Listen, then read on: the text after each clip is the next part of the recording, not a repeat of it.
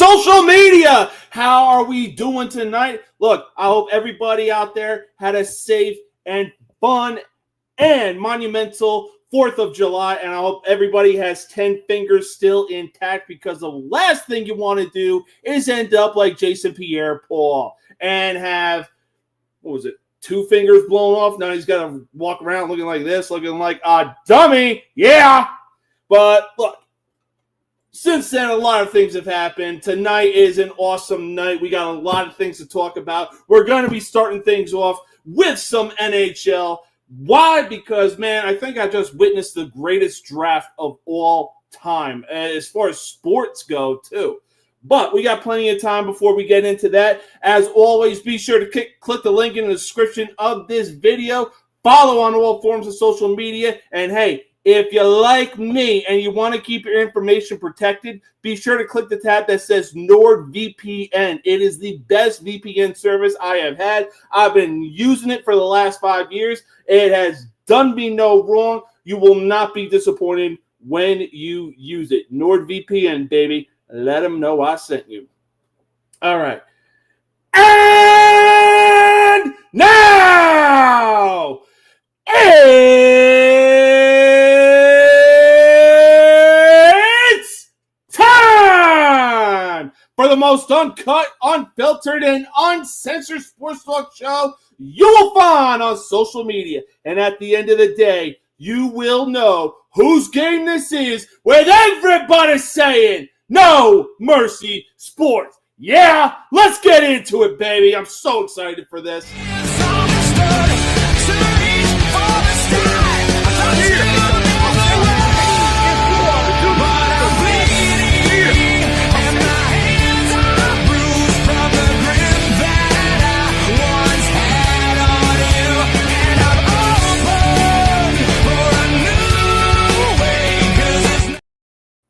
Let me talk to you. Why? Because, ladies and gentlemen, we are live. And, man, when it comes to Friday night, it doesn't get any better than this. We're going to get right into what I was discussing earlier in the prelude. But for right now, there's somebody backstage waiting to come on to the show. I know him. He comes on to Villains Podcast. Awesome to work with. Here he is, baby. I know I'm being used. It's okay, man, 'cause I like the abuse. I know, playing with me. That's okay, 'cause I got no self-esteem. Oh, yeah, yeah, oh,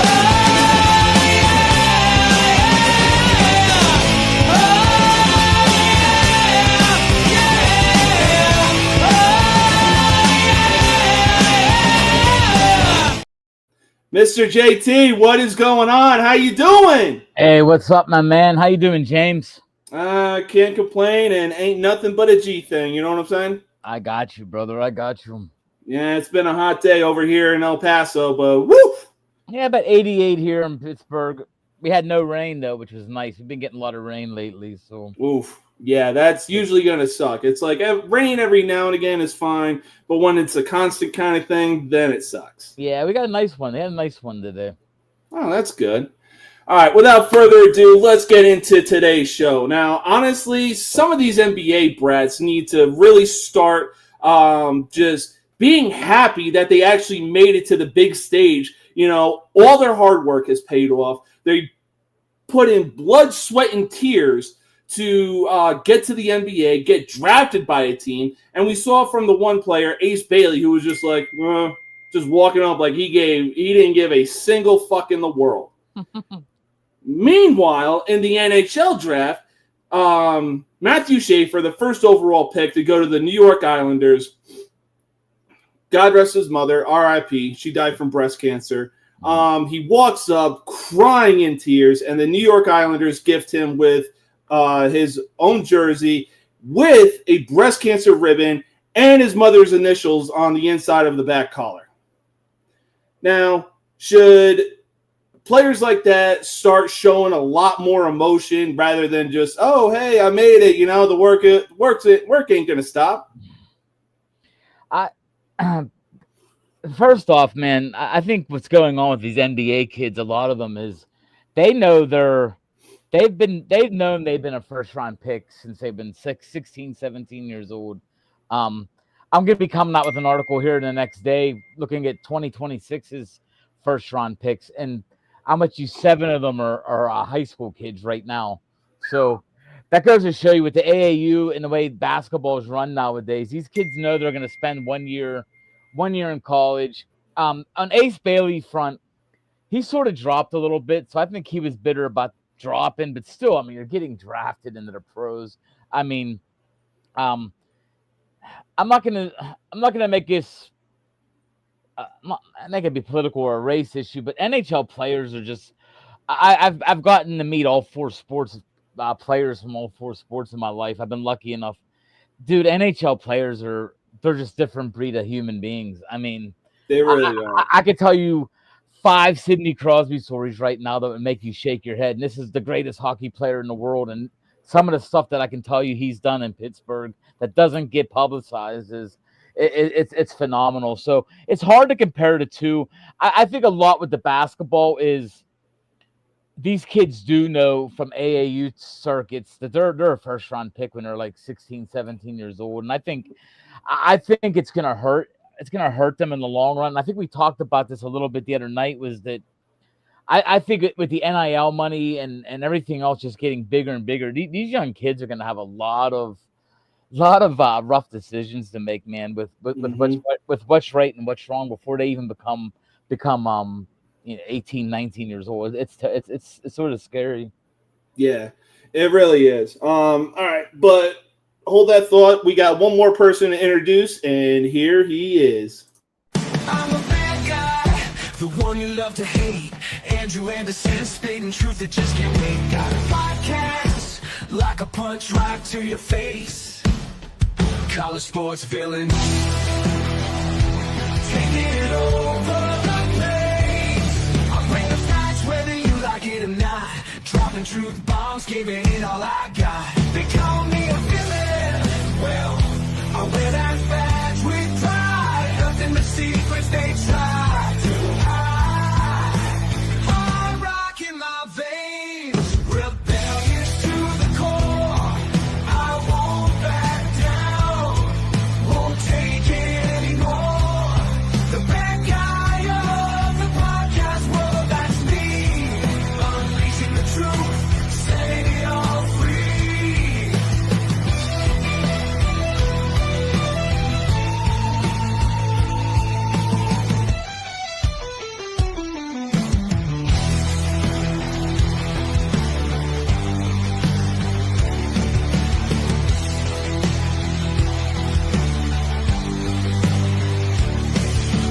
Unleashing the truth.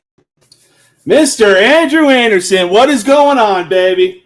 Man, I'm glad to be here. Got my Yeah. list and stuff ready. I mean, yeah, let's do this. Hell yeah. Bro, your head popped up like a dog hearing a squeak toward the moment your music started playing. Oh, yeah, I love my music.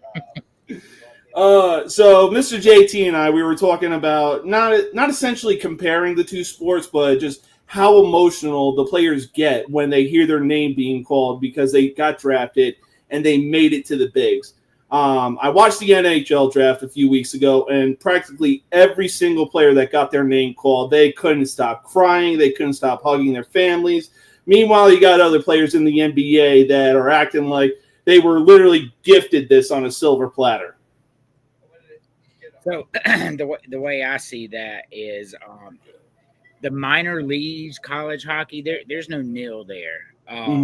This is life-changing money to hockey players when they get to this level, right? Like you got football and basketball players, man, they get nil money in college like fucking crazy. These superstars like Cooper Flagg, I think he made like $5 million, $8 million last year playing for Duke. It's not the same.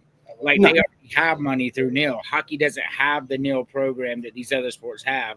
And I think that's what you're seeing. They're going from poor to, $100 million contract like NBA players are going from, well, I made $3 million and I'm going to make $2 million this year, so yay, Milwaukee Bucks. I think that's there. Yeah, and on top of that, I see it like, you put in the blood, sweat, and tears your entire life, regardless of whatever sport that you play, whether it's baseball, basketball, football, even hockey. But at the same time, at least be eternally grateful and put your money-hungry mind aside and just be grateful that you're in the pros, you're going to be playing in a bigger arena in front of bigger crowds, and, eventually you could end up being the face of the franchise. Well, at the end of the day, it's not for the love of game in the NFL or the NBA anymore. It's for the love of money. Yeah, that's exactly what you're seeing there, because we would never have saw back in the day a superstar bounce into shitty teams like KD has done after Golden State to make money. You would have never saw that. Like, you never saw Charles Barkley do that, right? But now it's all about the money. They don't really care about championships. They don't care about MVP awards. Like, it's not the same. NHL, they all do, obviously. And I just think that's how it is now. I think literally money is almost ruined college football, and that's about where we're at right now. It's all about money. Yeah, that's very true. And on top of that, Nick Saban foresaw this from the beginning, and we all thought he was crazy because the way I saw it, it was like, bro, teams are actually getting better. They're actually being able to compete with Alabama, who is the bar of college football. But the more that it progresses on, the more that it's like, yeah, it really is starting to be about the money and just doing whatever the fuck you want. And by the way, Gavin McKenna, he's going to be the first pick next year in the NHL draft. He's basically like the Connor Bedard of 2026. He's a talented kid. He just got an $800,000 contract with Penn State. He's playing college hockey at Penn State. So that's a pretty nice chunk of money. But I get what you're talking about, Andrew. The hockey money's not there like it is the other two sports. Yeah. I did see where he signed with Penn State. But $800,000, albeit a ton of money in reality. I mean, you think Drew Aller, what did he get? You know what I mean? Yeah. Oh, man.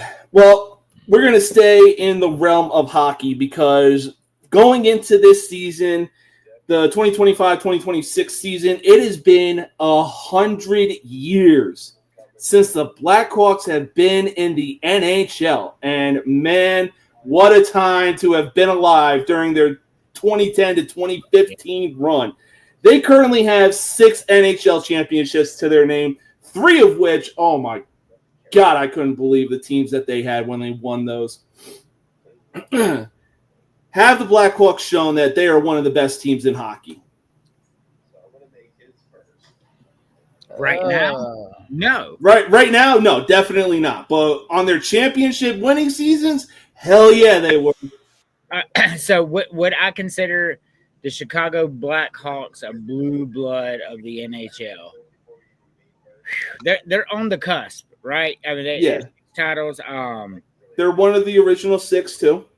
Yes, that's tough, man. That's tough. I would like to think so.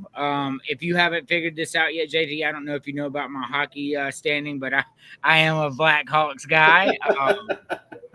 That's fine. I mean, I get where you're coming from. 6 and 100 ain't bad, but you got teams like Pittsburgh has 5 since 1967. You can't compare them with Montreal, brother. I mean, if we're going by total, are they one of the better? I'd put them in the top 5 to 7. I mean, with the Maple, not the Maple. I'm sorry, the Canadians. Yeah, the Red Wings with their run they had there for a while. Oof. I think the Red Wings were so dangerous. Of course, Edmonton. I'd put them in that range. I'd put them on that team right there with like Pittsburgh, Chicago, one of them teams that are right on the outer edge. I mean, lately, I would take Pittsburgh or Chicago over what Montreal's done lately, or Edmonton, of course, or even Toronto for that matter, or Toronto. And as being a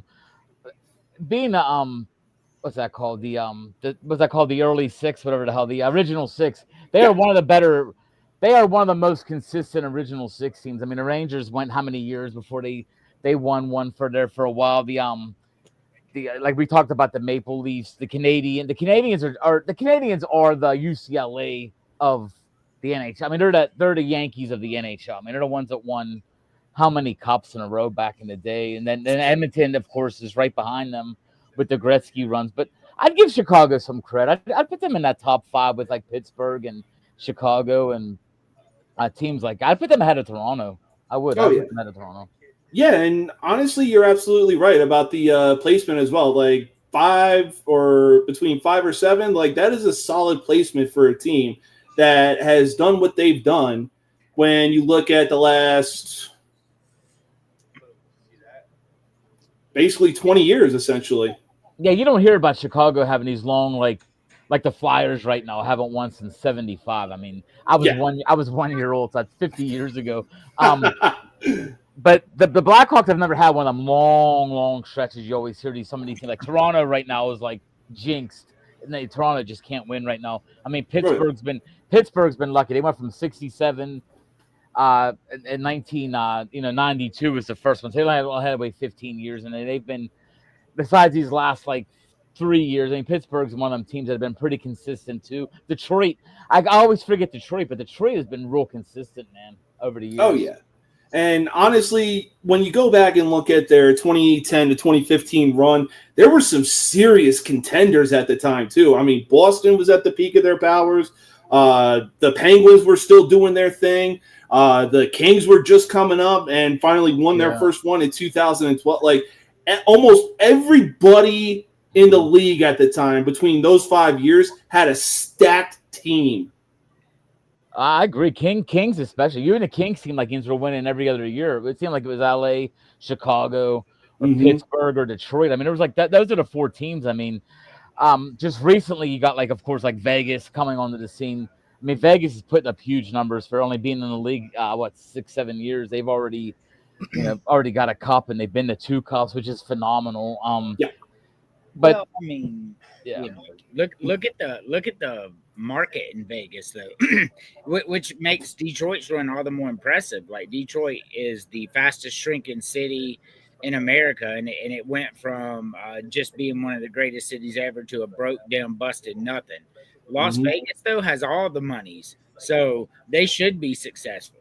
Well, and if you look at their I always laugh at this. This is like the greatest argument, but look at their expansion draft compared to what San Jose got to pick from, 20 years before that. I mean, the NHL set them up, man. I mean, the Penguins had Marc-Andre Fleury traded.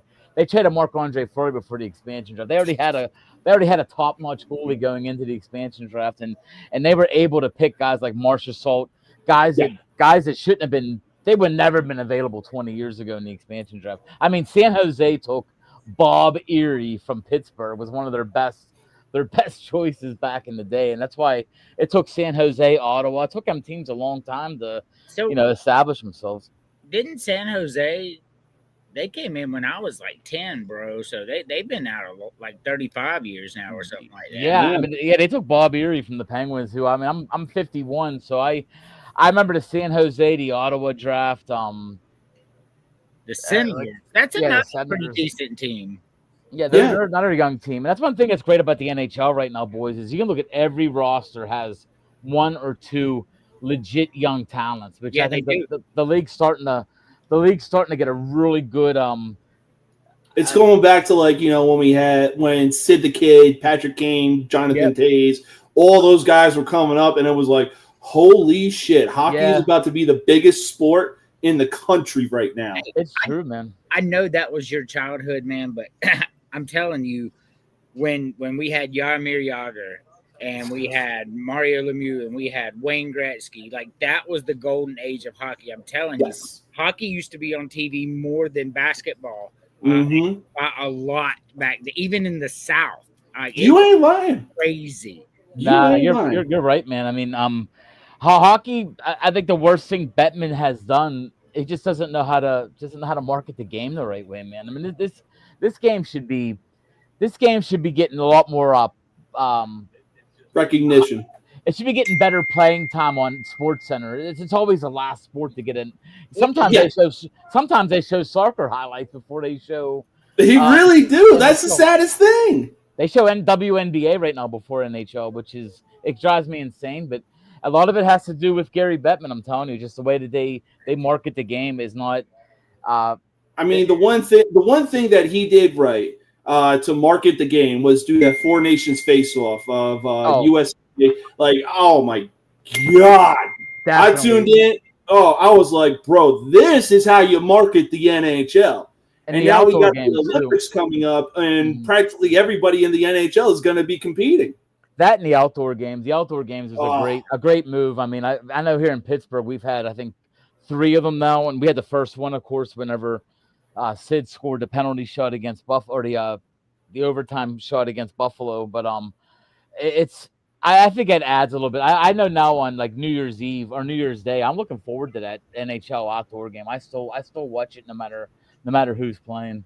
Oh yeah, I mean, I was even on TikTok a few days ago, and they were showing the outdoor game at the Big House between Detroit and Toronto, and I was like, do I like both teams? No. Did I watch the entire highlight video? Yeah, absolutely, because it's an outdoor game, and they're in the fucking Big House. They're doing it right, man. They're doing it right. I'm telling you, if they do it right, they should be the third. They should be able to slide into the third spot. I think the NBA is having its struggles right now. Oh yeah. No, the NBA is definitely on the decline, and it's not even close. NBA's ass, bro. The product is ass. You can't play defense. Everybody's flopping. I mean, it's not even fun to watch. And you're talking about a huge NBA fan as a kid. Dominique Wilkins, Michael Jordan, Charles Barkley, Magic Johnson, Larry Bird. I mean, I love, like, now, like, you got LeBron James, who, if you look at him the wrong way, they will give you a technical foul. And it's awful. And the game's awful. You can't play defense. Like, there's nothing fun about the NBA. The WNBA is a better product than the NBA right now. I need to let that sink in. Dude, watch Angel Reese right now play against Caitlin Clark, and you will not find that intensity in any NBA game whatsoever. Oh, hell no. I mean, look, I'll agree. Like, what the WNBA is doing is just leaps and bounds of what they've been doing since they became a thing. But my thing is this: a literal golden goose has landed in their lap to make sure that extra zeros are being put on the players' paychecks. But everybody in the league is just like, no, fuck you, Caitlin Clark. We're just going to bash you and bully you like the Detroit Pistons did to Michael Jordan. And it's like, she is literally the reason you're seeing more money rather than having to go to the NBA and fucking ask for more money. No, they are. There's a jealousy thing in there. I mean, there is, and I still think they're running it nicely right now. They're expanding. You're starting to see more collegiate talent coming out now. I think females are taken to it. I mean, as a female athlete, you got to sort of feel bad. I mean, honestly, like WNBA now, they're making decent money, so they finally have a sport where they're getting paid decent. And there's a girls' hockey league; they don't get paid. They don't. No. There's you know, even like here in Pittsburgh, we have a football team, a girls' football team. They don't get paid. I mean, it's just, I mean, I understand why they don't. That's the whole Bill Burr. If you saw Bill Burr stand up, you know, you can't pay a girl what you pay a guy because a guy's playing in front of 40,000 fans. So it's a lot easier to justify it. But he was right about the whole WNBA statement, though. It's like, yo, you ladies wanted a league. You got a league. All of the feminists should have packed out all those arenas, you know, screaming, acting like the guys that take off their shirts. They got the body paint on and everything like that. Like, you wanted a league, you got a league, and you'd rather be in the streets. I'm going to be honest with you. Until Asia Wilson got to the WNBA, it was boring as hell. I don't care what anybody says. Y'all can say Candace Parker this and that and Diana Taurasi or whatever, but until Asia got there, nobody watched it. And now that Caitlin Clark's there, they got, like I said, they got a much better product. And they're embracing the villain role of Angel Reese, and it's brilliant is what it is. They're letting it play out because the NBA does not have a villain. No, we don't. No, And that's what hurts the NBA right now. And you're right about that.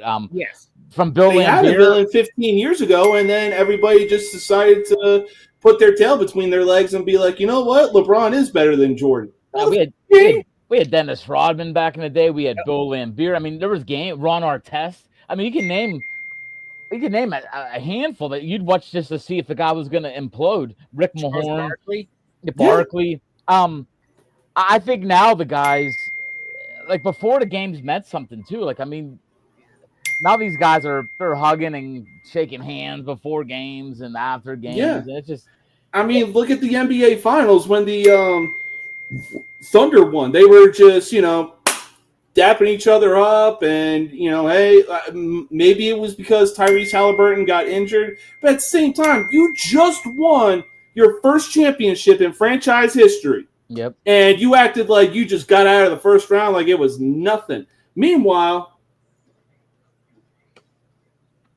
it's because it's not fun. There's nothing fun about the NBA, bro. There's nothing fun at all. There's no rivalries. There's no villains. Defense. It is the worst product of any sport out there. There's really absolutely. There's really no storylines either. I mean, if you think about it anymore, like what's the storyline? LeBron's gonna break. I mean, LeBron to me, that's the biggest argument that I want to squash right now. So any you young fuckers that are out there that are like between the ages of 21 and say 40, and you want to tell me that Michael Jordan was not the player that LeBron James is. I'm still waiting for LeBron to pull off a season that Michael Jordan had in 1984. Won the league MVP, I believe, slam dunk contest champion, all-star MVP. I mean, the man's numbers were through the roof. Did he lose in the playoffs? Yeah, absolutely. Look at the fucking competition he was going up against.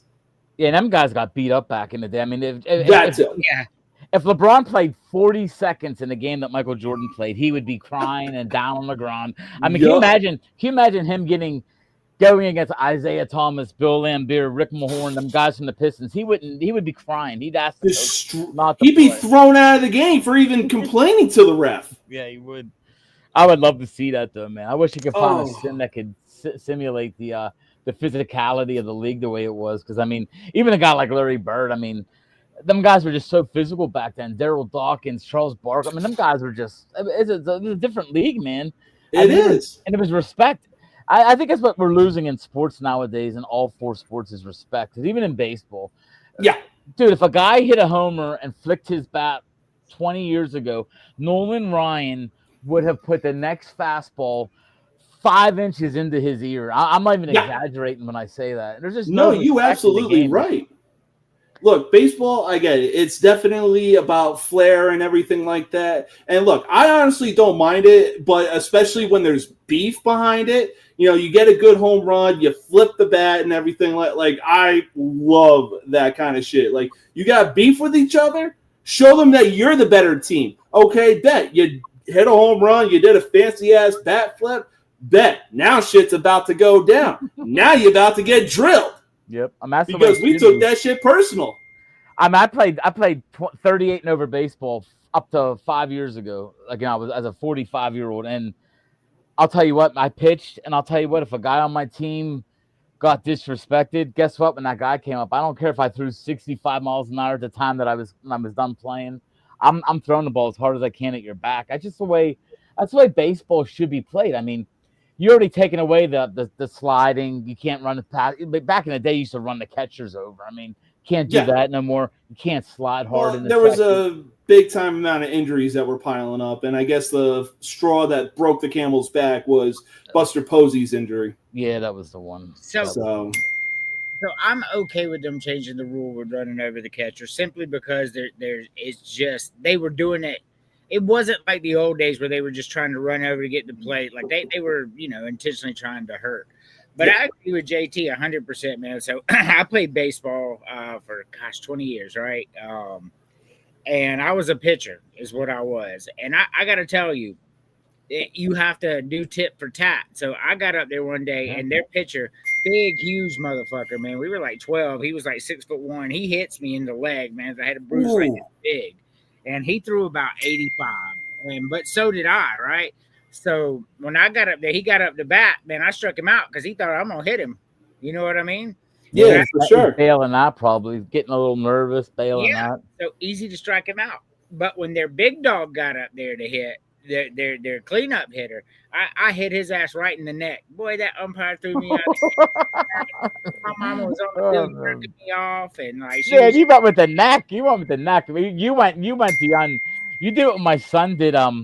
yes. When my son was 11 years old, he was in an all-star tournament. My son had impeccable control. I mean, he was really good. He threw hard, but his problem was he threw everything right down the plate. He threw hard right down the plate. So, a guy on it was from Mount Lebanon, a team here in Pittsburgh. Guy hit a homer early in the game off a different pitcher, and he took 40 minutes to get around the plate. Man, he just walked around the bases. So my son got put in relief later in the game, and not without me knowing, the coach told him to drill the guy. So I did too, for sure. So Jared threw the first pitch over the guy's head, and I'm like, whoa. I started walking down. I'm like, that ain't like Jared. I mean, he almost took the guy's head off. Well, second ball hit him right in the back. Ooh. So I go down, and I'm like, Jared. And he came over, he's like, Coach told me to do that. So I looked at the coach. I'm like, did you tell him not? Because I just said, you're 11 years old. You don't hit a kid in the head. I mean, that's just what I told my son. Like, yeah. I mean, you don't want to end this kid's early career by hitting him in the head. You hit him in the neck, man. Oh yeah. I would have said, like, look, neck below is fair game. Neck up is definitely, you're more than likely not going to play. I mean, don't get me wrong. You get hit in the back squarely with a fastball, and everybody here's done it. That's the worst feeling in the world, man. Mm-hmm. Oh my God. I kept getting hit in my quads. Oh my God. The baseball's a rough sport. Like, for 162 games, it just tells you Cal Ripken Jr. is the greatest athlete of all time. For they got to play 2,300 straight, or 2,600 straight games. Somewhere in that area. Unbelievable, man. I mean, think about that. Day in and day out, he never missed a game. It really is. Playing the hardest position on the field, really, shortstop. I mean, you're always diving and getting in the middle of shit. It's unbelievable. Oh, man. We're going to get to baseball in just a bit, but for right now, the topic is still hockey. Why? Because who here is a big-time Disney adult? You love to watch Disney movies, whether it's Cars, Monsters, Inc., you know, the old-school Disney movies, some of the new-school Disney movies. If you are, man, oh, man. Move over, Lightning McQueen. There's a new 95 in town. The Mighty Ducks had the 10th overall pick in the 2025 NHL draft, and they picked Rodger McQueen.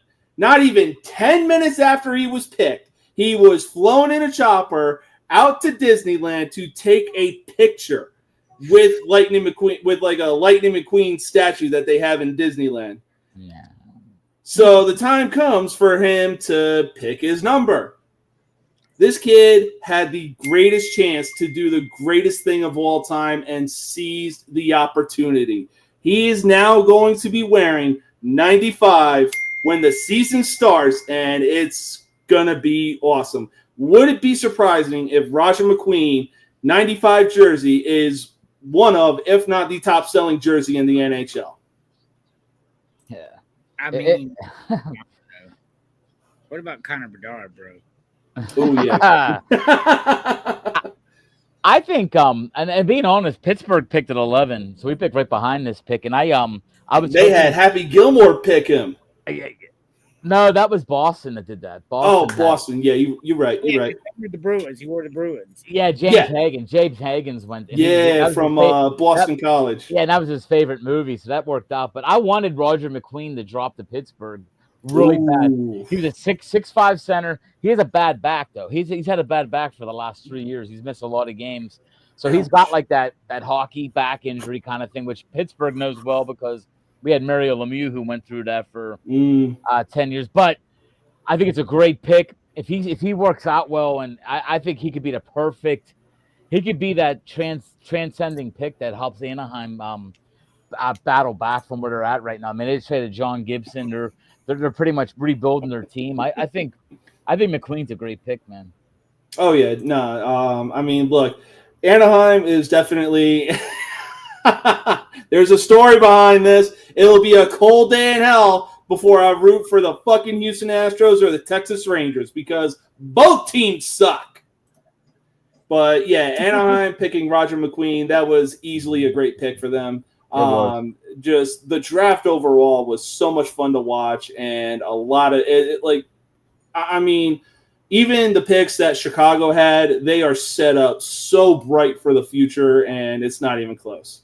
Chicago's doing good, man. They're rebuilding their team nicely. I think for all us guys here, you're a Chicago guy. I'm a Pittsburgh. I think Pittsburgh did a good job of.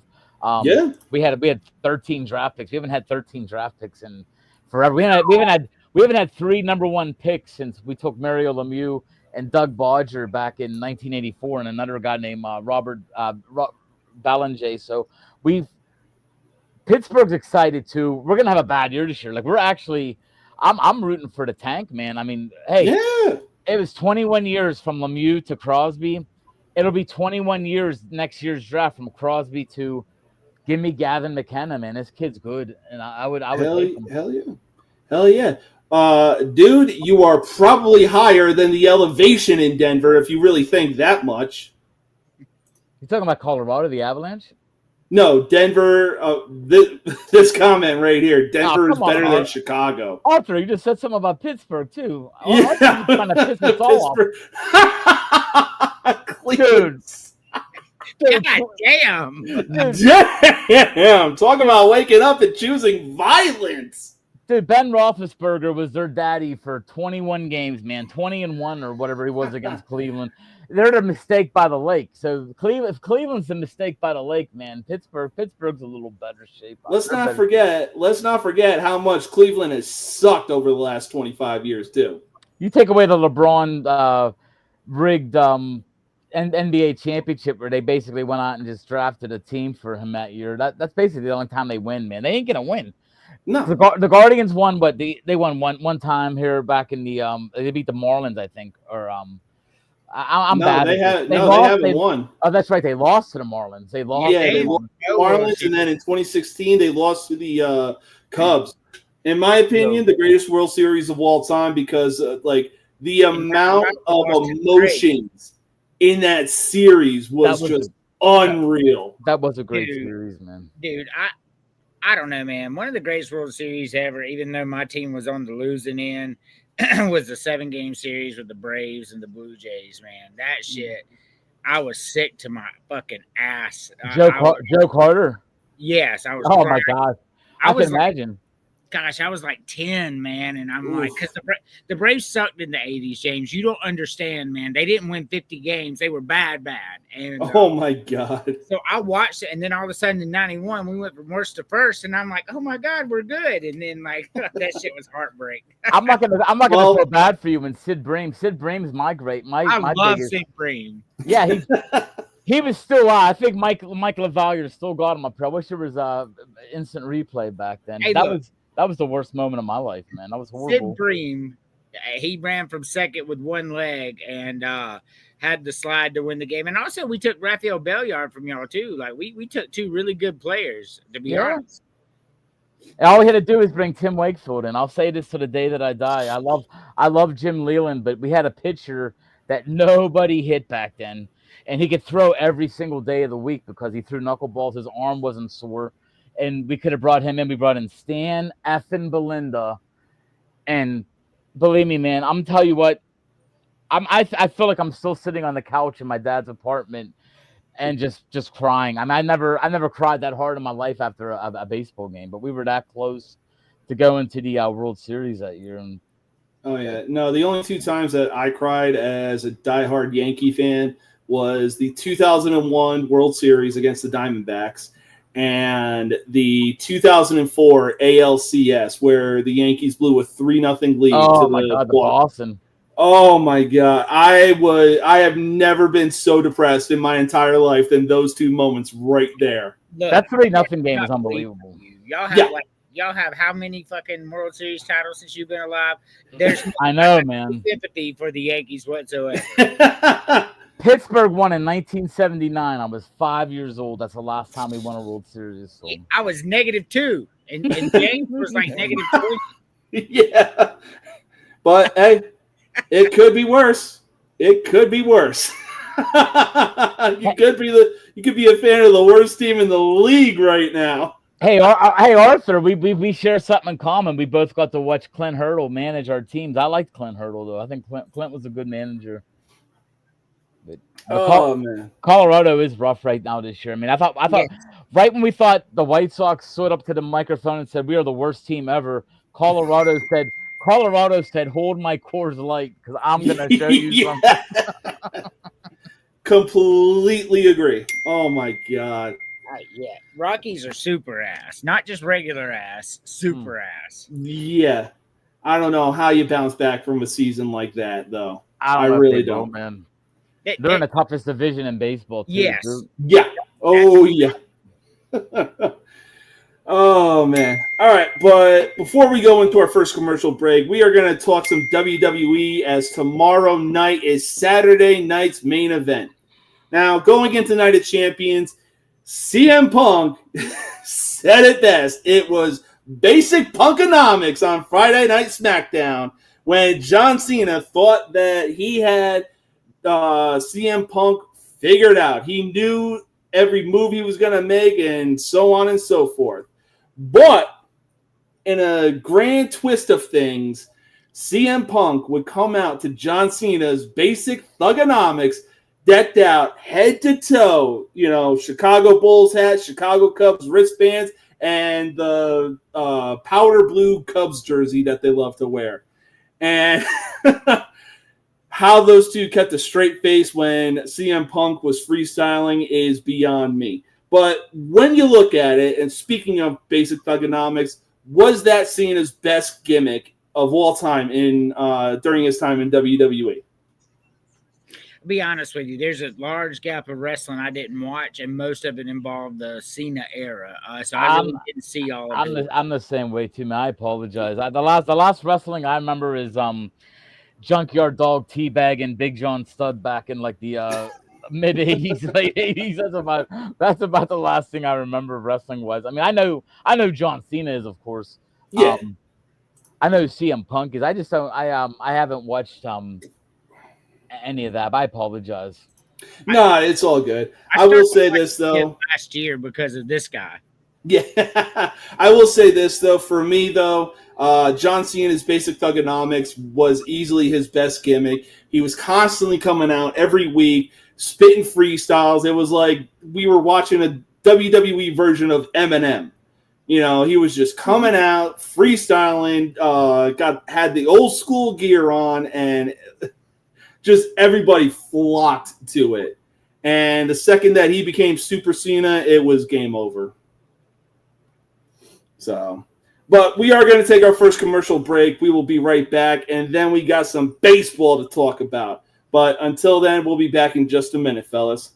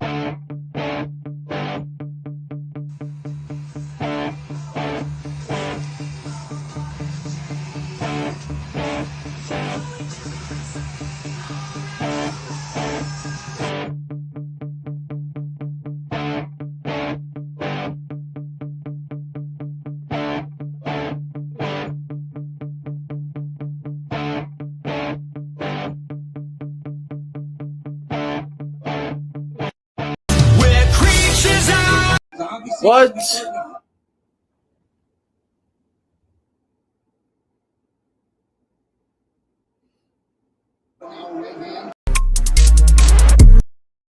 I'm a bad guy, the one you love to hate.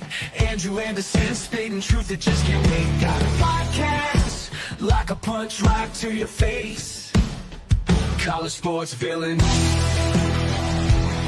it over the place. I'll bring the facts whether you like it or not.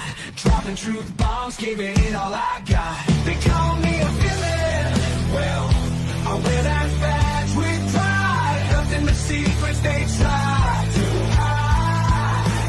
I rock in my veins, rebellious to the core. I won't back down, won't take it anymore. The bad guy of the podcast world, that's me. Unleashing the truth, setting it all free.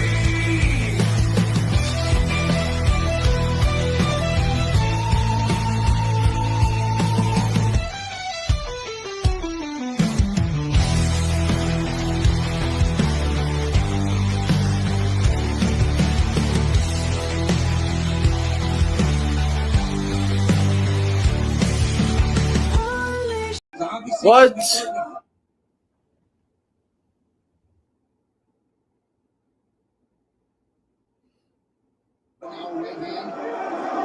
Just missed with the knee. Now I'd be willing to stand in the pocket. Now he's getting the timing. Yep. Good left hook. Oh, man. When I tell you I was on a marathon run that day, I was running on nothing but fumes and alcohol, and I had no dinner that night. Like, after the WWE pay-per-view, I was like, should I go out and get something before the UFC pay-per-view starts? Nah, fuck it. Let's keep this marathon going and wait until the UFC fight starts. So I talked to him earlier, and he told me, he said, yeah, I'm gonna DoorDash me some food here in a little while, and I'm gonna do the show. And this, I was like, all right, that's cool, man. And I turned it on, and he was just laid out on the couch. I had no idea what happened. I'm like, fuck, did he die? Like what happened? Oh, no, that was just alcohol overload. So It be like that sometimes. it do be like that. But regardless, it was still a fun night. And yeah, if I could do it over again, I would. But I'd do it differently and actually get some food leading up to the UFC fight. Oh, yeah, you were out. Oh, yeah. All right, though. The All-Star break is upon us. And, man, what a first half it has been for a lot of these teams. But while we have the Home Run Derby coming up during the All-Star break, honestly, it's pretty meh. But, you know, hey, it's the Home Run Derby. You're still going to be excited to watch it and everything like that. Anyways, we have a regular season home run derby going on right now. We got three guys that are leading the league in home runs. We got Mariners catcher Cal Raleigh, who actually leads the league in home runs with 36. Not too far behind is Aaron Judge with 34 home runs, and closing out the 3 spot is Shohei Ohtani. Once the All-Star break is over and the second season begins, who will finish the season with the most home runs? I'm going Raleigh, man. I just seen him play 3 games against Pittsburgh, and he's a switch hitter. Hits well from both sides of the plate, which bodes well for him. I think he's going to set the record for homers by a catcher, which was Salvador Perez. That was 48. He's going to hit 55, 56 homers. The kid's for real. I think Shohei. I think Shohei's in such a lineup that he has a good chance as well, and I think Judge is just Judge is having one of them years, man. Like, this is the closest year I've seen a guy to the year where Bonds hit his 70, where you just can't make a bad pitch to this guy. It's gonna be a home run. So it's gonna be interesting. I think you have 3 guys over 55. It's gonna be a cool little thing down the stretch. I honestly could see that as well. Like, I mean, Judge, he's probably going to do his thing and probably hit close to 60, maybe. if he's lucky and pitchers actually want to pitch to this guy, break his AL single season record that he did 3 years ago. But yeah, I'm with you 100%. Cal Raleigh is just on a different planet right now. And to be doing what he's doing as a catcher is just unreal. I'm going with Judge. Baseball's streaky, and eventually they figure you out. Good pitchers do. So I'm gonna go that route. Yeah, that's fair. Well, I was gonna talk about the kind of run that the Cubs are on right now, but they're currently getting their asses kicked 8-0 against the Yankees. Now going into this game, they were rolling, and honestly, I really expected not much from this Chicago team. I really thought it was going to be like kind of like a 500 season, maybe just a little bit above. But, man, they're top 3 in the league right now. 2 of their best hitters are top, we'll say 10, with 25 home runs apiece. And, man, but people want to blame their pitching for it. But it is what it is. If the Cubs can continue to carry this kind of momentum into the second half of the season, are they a contender in the playoffs? I'd say, yeah. I mean, I'd say, honestly, I think the biggest thing that's going to be coming up for every team, that like the Cubs, Dodgers, all them teams, is going to be the trade deadline. It's going to be who can get the most out of the trade deadline. I know Pittsburgh's Bednar is going to get traded. Dennis Santana, Mitch Keller.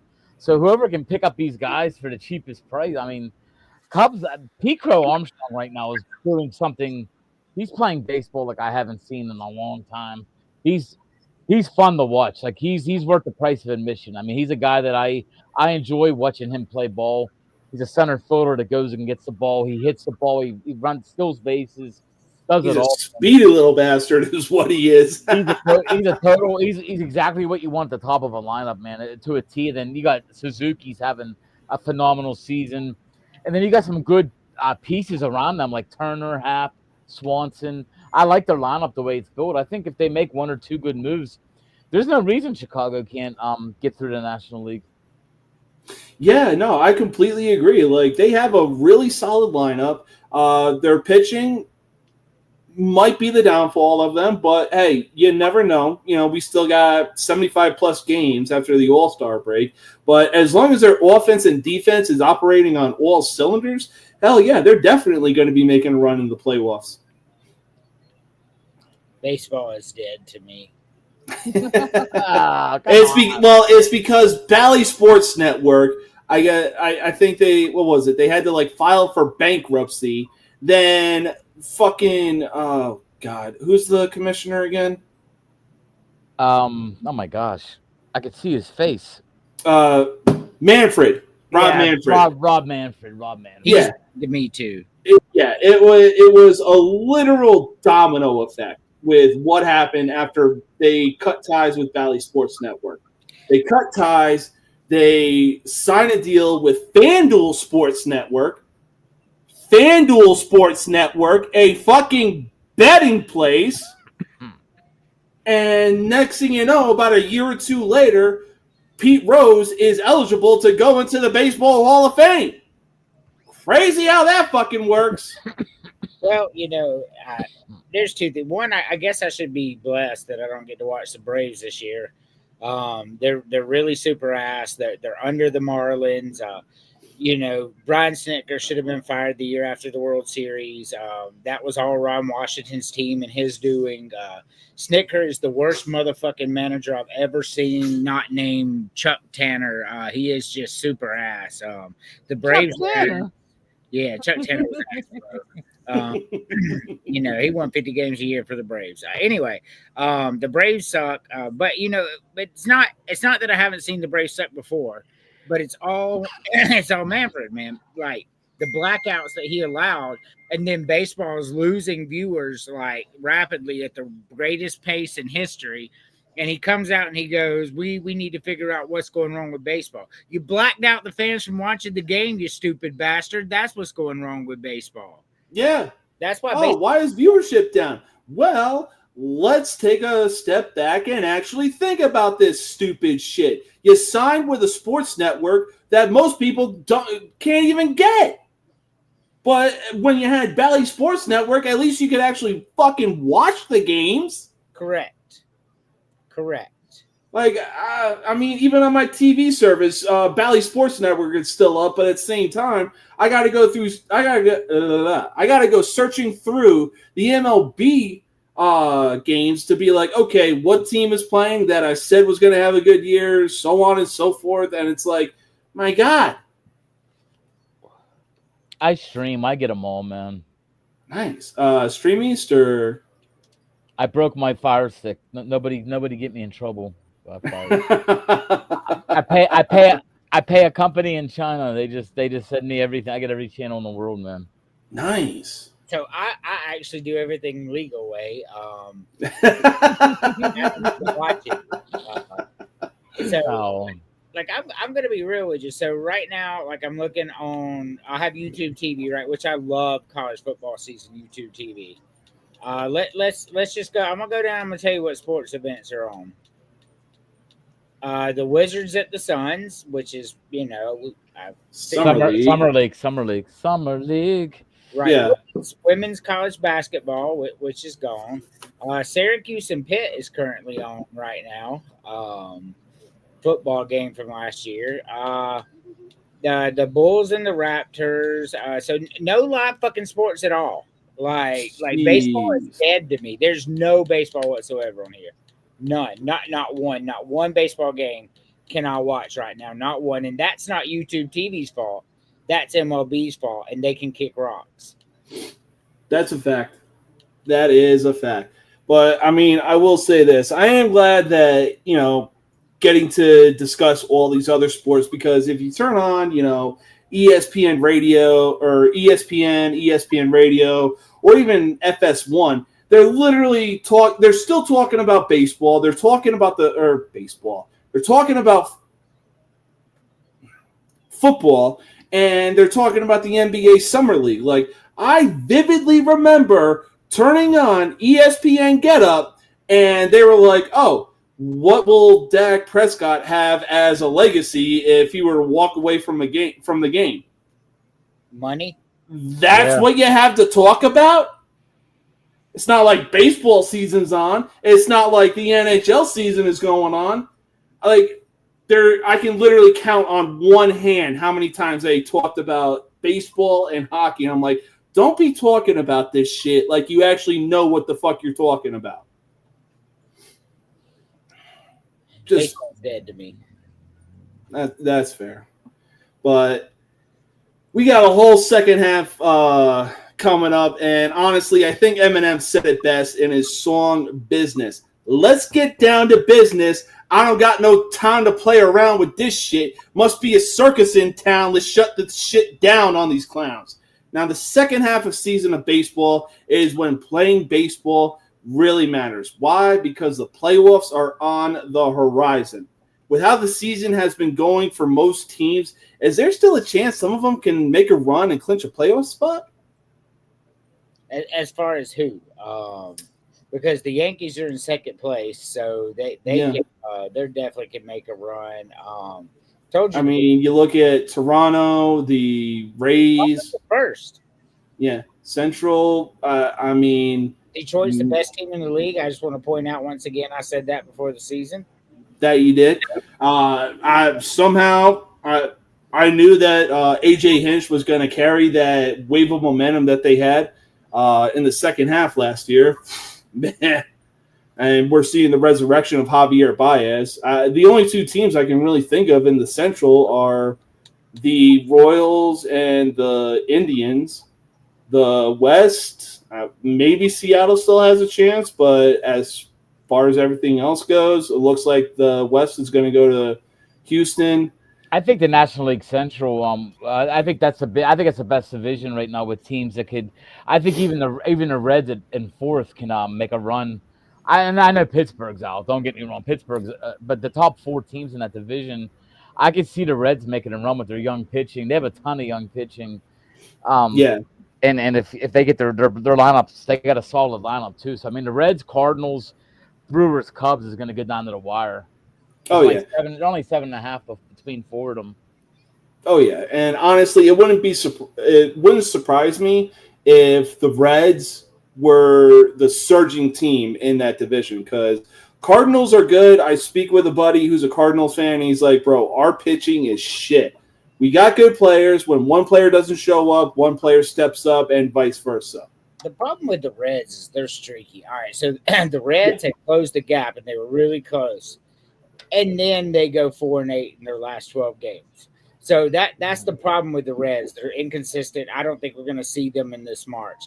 But I do think we're going to see the Cubs, the Brewers, and the Cardinals come down to a hell of a fucking battle for at the end of the season. And that's the one I'm most interested to watch. And you're right. And you mix them with the Dodgers, Giants, and Padres in the West. There's going to be some crazy wild card shit going down. I was even going to say, and you include the NL West, the only two teams I can really think of that actually have a shot at clinching a playoff spot are literally the the Padres and the Giants.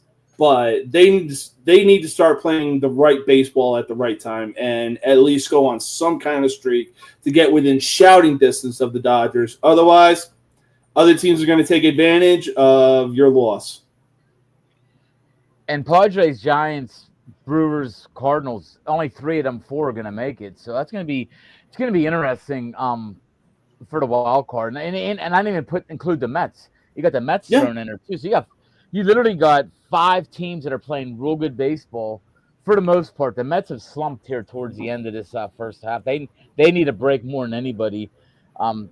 They were on a big losing streak there for a while. They overcame, but that's going to be, I think, the most interesting part in the second half. So it's going to be them 5 teams battling for 3 spots, because I do trust the Cubs. I do trust the Dodgers, the winner divisions. I think the Phillies are going to run with the East in the second half. But I think that them 5 teams for them 3 spots are going to be fun to watch. Oh yeah, like once September rolls around, it's this is when you want to start locking in and start winning crucial games and even series for that matter. Because it's like, yo, there's a playoff spot on the line. It's do or die at this point.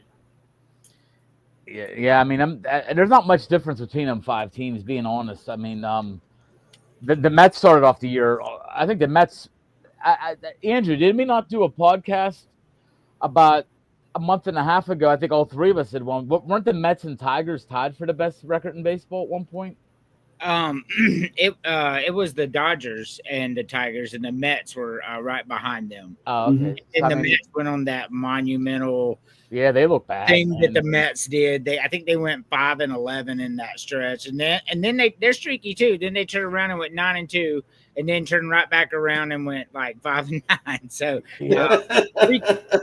but good. The Mets are good. Make no mistake, the Mets are good. The Pirates actually swept them. I mean, the Pirates had that little 6-game win streak here recently. We beat the Mets 3, then we shut out the Cardinals 3 in a row. Bro, yeah, didn't you outscore the Mets like 30-4 in that series? I think it was 41-4 or something crazy like it. Yeah, we destroyed them. Then we shut out the Cardinals 3 in a row, and now we're on a 6-game losing streak. And I'm sitting here watching. We got shut out 3 in a row against Seattle, and now I'm sitting here watching us. Optimus Prime. I'm watching Paul Skeens. I think he had a no-hitter going into this 4th inning, but I think he hit the Byron Buxton. Oh boy! So I have a question: is it time for the Braves to get rid of AA and Brian Snitker? It is.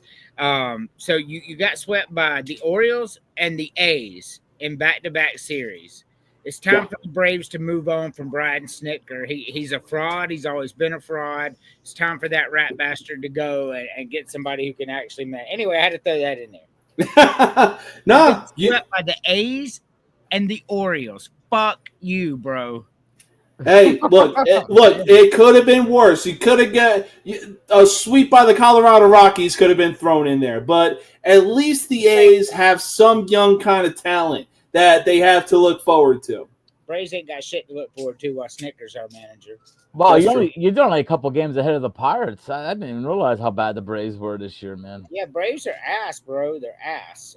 They started off like 0-7 or something like that. They go on a run. And since then, it was just like, what the fuck is even this? Yeah, they couldn't use them. They should have had the momentum of Acuna coming back, but they couldn't. They just couldn't get it going, man. Acuna's played well. Acuna's putting up numbers like he always does. Mm-hmm. But I mean, the Braves aren't losing games 3-2. The Braves are losing games 15-10. Our pitching is awful. We have the worst bullpen in baseball. That's a statistical fact. We let Max Fried walk away. We let AJ Minter walk away. Thanks for Max Fried, by the way. And it's just AA is he don't want to pay nobody. You're owned by fucking Disney, bro. Is there a richer company in the world than Disney? Is there? Stop. AA needs to be fired. Yeah. I agree. Alex Anthropologist, whatever his name is, but he yes. I agree with you. I think you know what though. I mean, it's hard for a Pirate fan to feel bad for a Braves fan about your pitching because you've had like the best pitching staff for probably 20 of the past 25 years. So yes. I don't want to hear your shit, man. Deal with it. Pittsburgh actually got one of the best young staffs right now. Keep in mind, how long do you think it's going to be before Paul Skeens is essentially going to want up out of there? He just gave a 2-run homer to Trevor Larnach, so it's 2-1 Twins. But oh boy, he gets up homers though, man. You know what? Paul Skeens, I'm watching him. He's one of them guys that just throws so true strikes. Sometimes he gotta. I wish he was a little wilder. Sometimes he just throws the ball down the plate, man. But no, we're gonna lose him. There's no doubt in my mind. I mean, it's just a matter of when we lose him because we're not gonna sign him. It's a matter if he goes. And what scares me about a team like the Cubs have lowered their payroll the last several years, and they got money now to add. They could really add something if they wanted. I mean, if Paul Skeens were to go to the Chicago Cubs, I'd probably be mind blown. But at the same time, like a lot of things that I've seen are like, oh, the Dodgers have money because they've raked in all these players. I'm like, okay, so we're just going to sit here and act like the fucking Yankees don't exist because they lost Garrett Cole to Tommy John surgery for the entire year. Look, I get it. They have Max Fried. They have Carlos Rodon. They have a few good young pitchers that are showing some spark. But at the same time, you need the guy who's going to be like, who's, in that veteran spot, but can also teach these young guys a thing or two. I just want to point out that Skeens grew up a Braves fan, so that would be nice. Yeah. I mean, if I'm betting, man, I'm putting my money on the Dodgers or the Yankees. Especially LA you got that hot girlfriend that's basically going to be a future. Olivia Dunn. Livy Dunn. She's going to be a future something. She's going to be doing. She's going to be a future something, and there's a certain thing in LA that loves to be done. That's what I mean. So I think she'll be out in LA. I think LA would be the place that she'd want him to go. I think they're going to get married here soon. But I mean, he's gone. He's gone. I mean, Pittsburgh fans know it's the saddest thing in the world. He's gone. I mean, I would not be shocked if 2 of the 3 big signings are gone, which is Keller, Brian Hayes, or Brian Reynolds. 2 of them 3 are going to get traded here. Oh, yeah. I mean, maybe possibly O'Neal Cruz because, I mean, he's competing in the home run derby and everything like that. Which that's going to be the best part of the weekend, by the way. He's going to hit balls 122 miles an hour at 12-year-olds out in the outfield shagging flies. So you're going to see some kid get clipped. And it's going to be – I'm being serious, dude. 122 miles an hour off the bat ain't nothing to joke at, man. Oh, yeah, absolutely not. And he's going to be hitting – I had it on Facebook the other day. His over-under, he's going to swing and miss 3 times over-under, and he's going to hit 3 kids with line drives over-under. So that's what to look forward to, man. He's going to hit one by 530 feet, too. Mark my words, one comes out by 520, 530. I can honestly see that. And that's at Atlanta. Your hometown team are yeah, so you already know that Acuna is definitely going to have some hometown momentum in his corner. Let's just hope you don't get injured again. Anyway, on to the next. My bad. Yeah, no, you're good. All right, so before we get into our final segment, we got another segment to talk about. Why? Because we are so close, yet so far. We are I want to say 50 days away from college football. And man, oh man, is it gonna be? Yes, sir. A Randy Orton pose. Oh my God.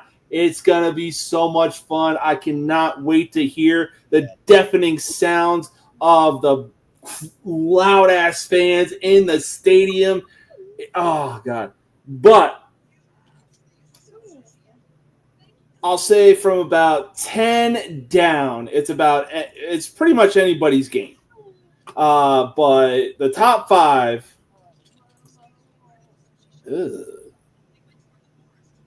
yikes. He's watching the WNBA, and you know, okay. I saw basketball. I was like, really? it's better than NBA. You ain't lying. But from the number 1 spot down to the number 5 spot, there's bound to be 3, maybe 5 teams that all stay within the 5 spots. Could be rotating, who you never know. But what 5 teams could you see from the number 1 spot to the number 5 spot that stays within the top 5 from the beginning of the season all the way up until the college football playoffs start? So you just want us to do all 5 teams that we think is going to be there? Yeah.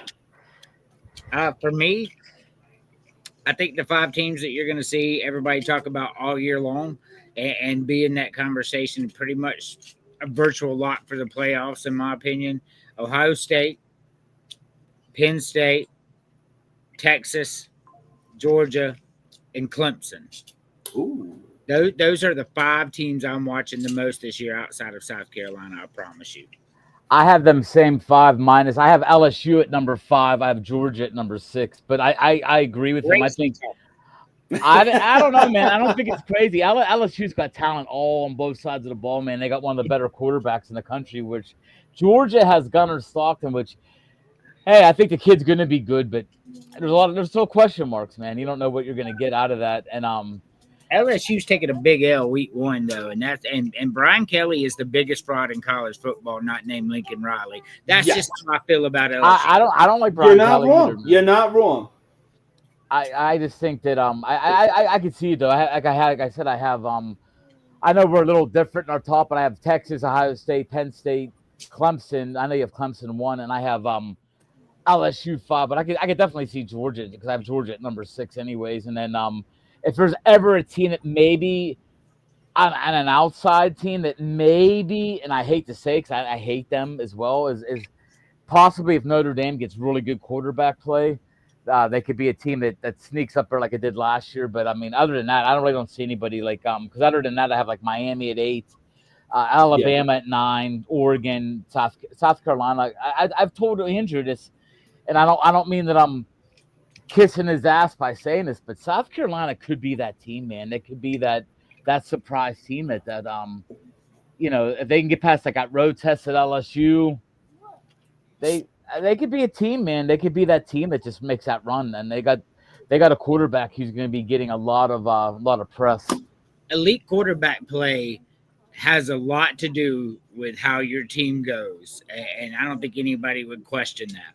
Oh, I agree with that totally, man. Especially if they get that defense going, and like I said, they have the LSU game on the road and Alabama at home. Other than that, I think South Carolina can make a big run in that conference, and there's no reason they can't win either of them games. Being honest.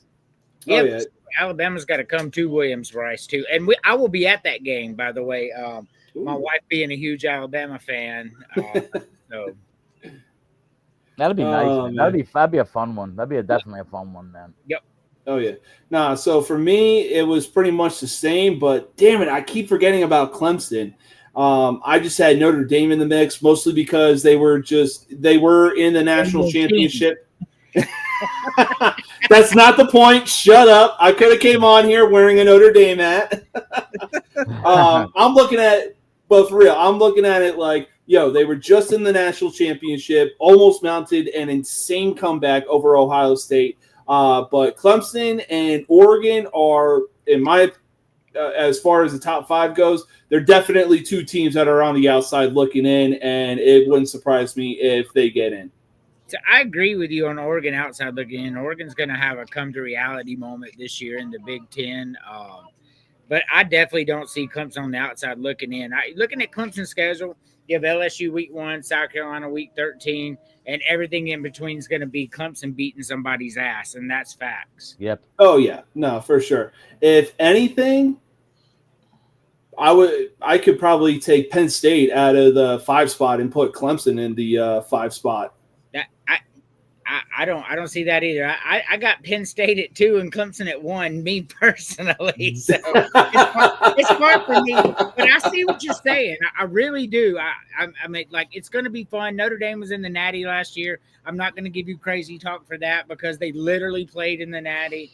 But Clemson's got to be in there, man. Look, they got 4 of the top 10 draft picks, and this is a Gamecock fan. No, you're absolutely right, and man. It's more like, oh God, did they finish with 9 wins last year? Who? Clemson. Yeah, they finished with 9. Okay. Yeah, for me right now it's like every Ohio State, Texas, Georgia, Notre Dame, Penn State, they finished with 10 plus wins. So for me, looking at Clemson, it's like, show me what you can do this season. Show me that you can win more than just 9 games this season. And you know, I mean, I think they're the best bet to be undefeated. I think they have I'm not gonna say they have the easiest road to be undefeated, but out of them top teams, I mean, Texas got some tough games. Texas and Ohio State play each other. That's rough. Yeah, that's That right is off the bat. Penn State's got to play Ohio State and Oregon, and Penn State does not beat them. Yeah, and they don't beat them, man. They just don't. I mean, I have a partner on my show that loves Penn State and will not give them credit until they beat Ohio State, and he don't think it's going to happen this year. No, that's definitely fair. Yeah, for right now, we're going to take our final commercial break. We got 2 awesome top 5 lists that are going to be a blast to talk about. So stick around. We'll be back in just a minute.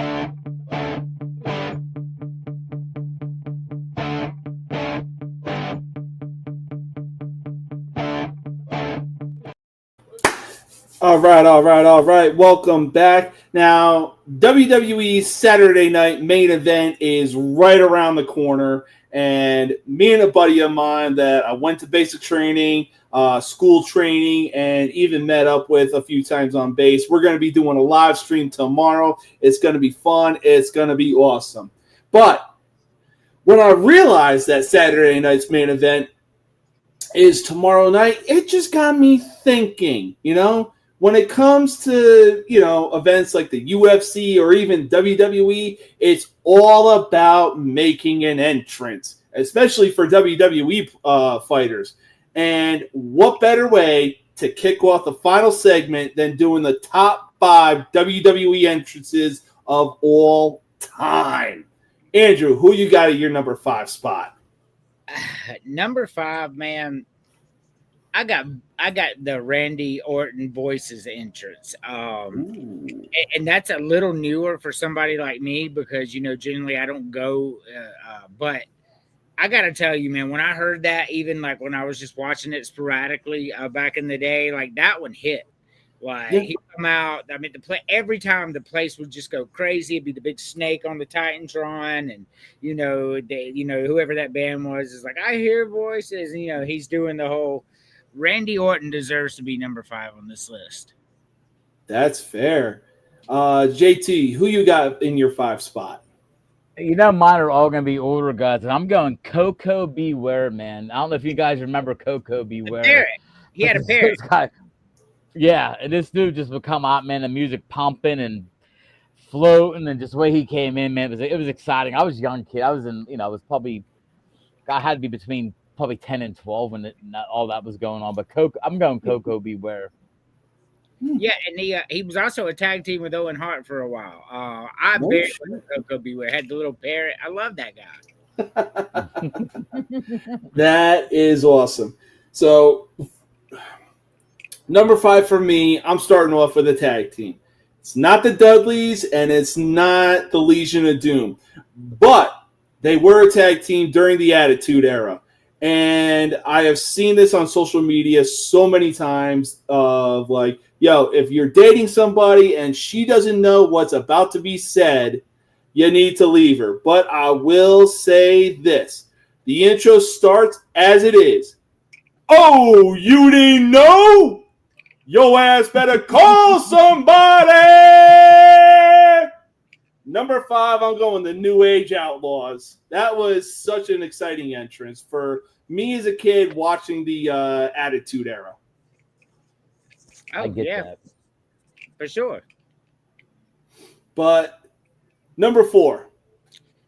Number 4, so at number 4, I have so you said WWE, so I did 4 A and B because the guy's not WWE. Number 4, I got the Sandman. And 4B, I've got the New Age Outlaws. You can read it right here. I didn't script that off of you. Just in case you didn't allow Sandman. But the Sandman's entrance was legendary, bro. Absolutely legendary. Like literally the whole crowd singing Enter Sandman, and he's coming through the crowd with a Kano stick and a fucking beer, and he's bleeding everywhere. He deserves to be number 4 on this list. Give me the Sandman. Hey, you know what? You get no crazy talk here. I mean, I probably should have said wrestling entrances, but including the Sandman, that is just an awesome reach right there. For sure. But, JT, who is your number 4? I mean, what is better than bagpipes playing and a guy coming up through the ring looking so pissed off, looking like a soccer hooligan that looks like he's about to go get in some soccer fan's face because he's wearing his kilt and his. And I'm talking about the late great Roddy Piper, man. This guy, he had the bagpipes blaring, him coming in, man. As a kid, I just lived for this man, and he wasn't the greatest wrestler. He was more well known for the stuff off the ring, like he had his little Piper's Corner, the thing he did, talking to wrestlers in between matches and stuff, which I thought was better than even his wrestling skill. But I loved watching Roddy Piper, man. Rest in peace. Oh, yeah, no, for sure. I mean, I remember watching a top 10 countdown show of surprise Royal Rumble returns, and Roddy Piper was one of them. And the second I heard those bagpipes and those drums going, I was like, wait, am I at a St. Patty's Day parade right now? But, man, oh, man, the energy that he brought to the ring and especially on the mic, no crazy talk whatsoever. So, number 4 for me, whether it was, Ministry of Darkness, his 2000s entrance, American Badass, Limp Bizkit, this man had no bad entrance whatsoever. Number 4, I'm going with The Undertaker. Yeah, for sure. That's a good one, man. Entrance.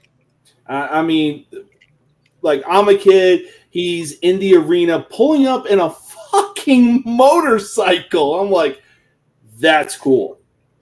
That's badass right there. Yeah, for sure. But, Andrew, number 3, who you got? Number 3, I have The Undertaker.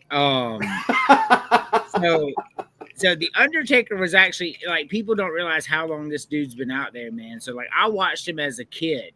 He actually came out in the Golden Era as a Golden Era character.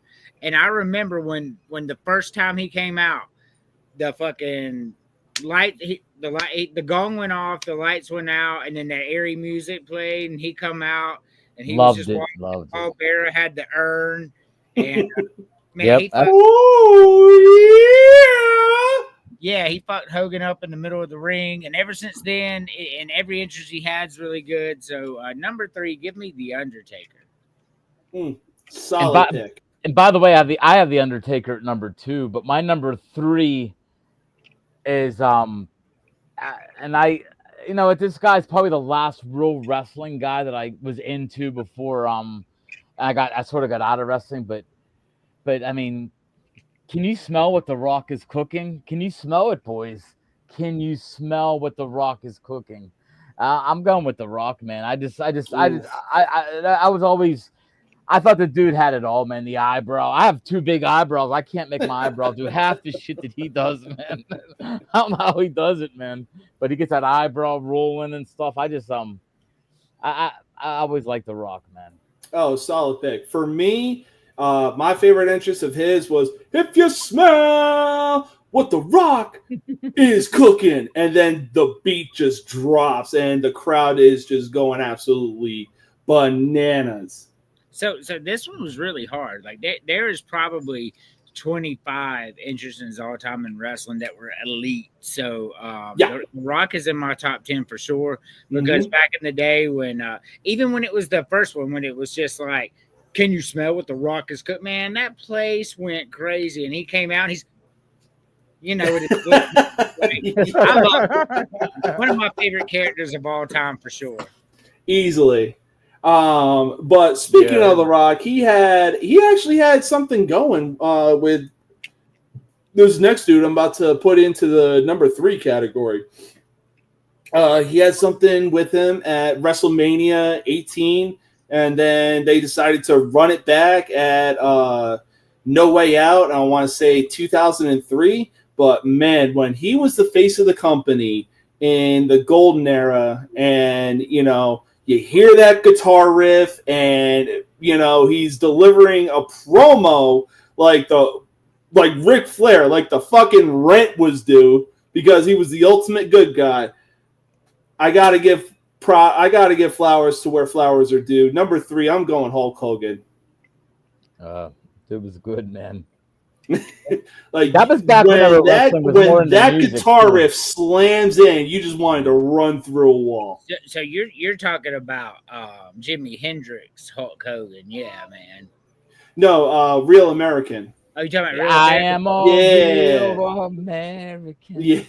Ooh, Jimi Hendrix, Voodoo Child. Oh, that was a good one. That was such a fucking good one. Yeah, for sure. 100%. All right. Who is your number 3? Number 2, you mean? Oh, number 2. So, and I know this isn't the rules, but I got a 2A and a 2B, bro. That's all right. Hey, we can improv. That's okay. And I can't. So it was. You'll understand why when I say them. I'll just piggyback off of yours. 2A is Hulk Hogan. Yeah. So not only Real American, but Voodoo Child. I'll never forget when it was WCW days, and I was a little younger than UJT, so that was kind of in my formidable years there. Mm-hmm.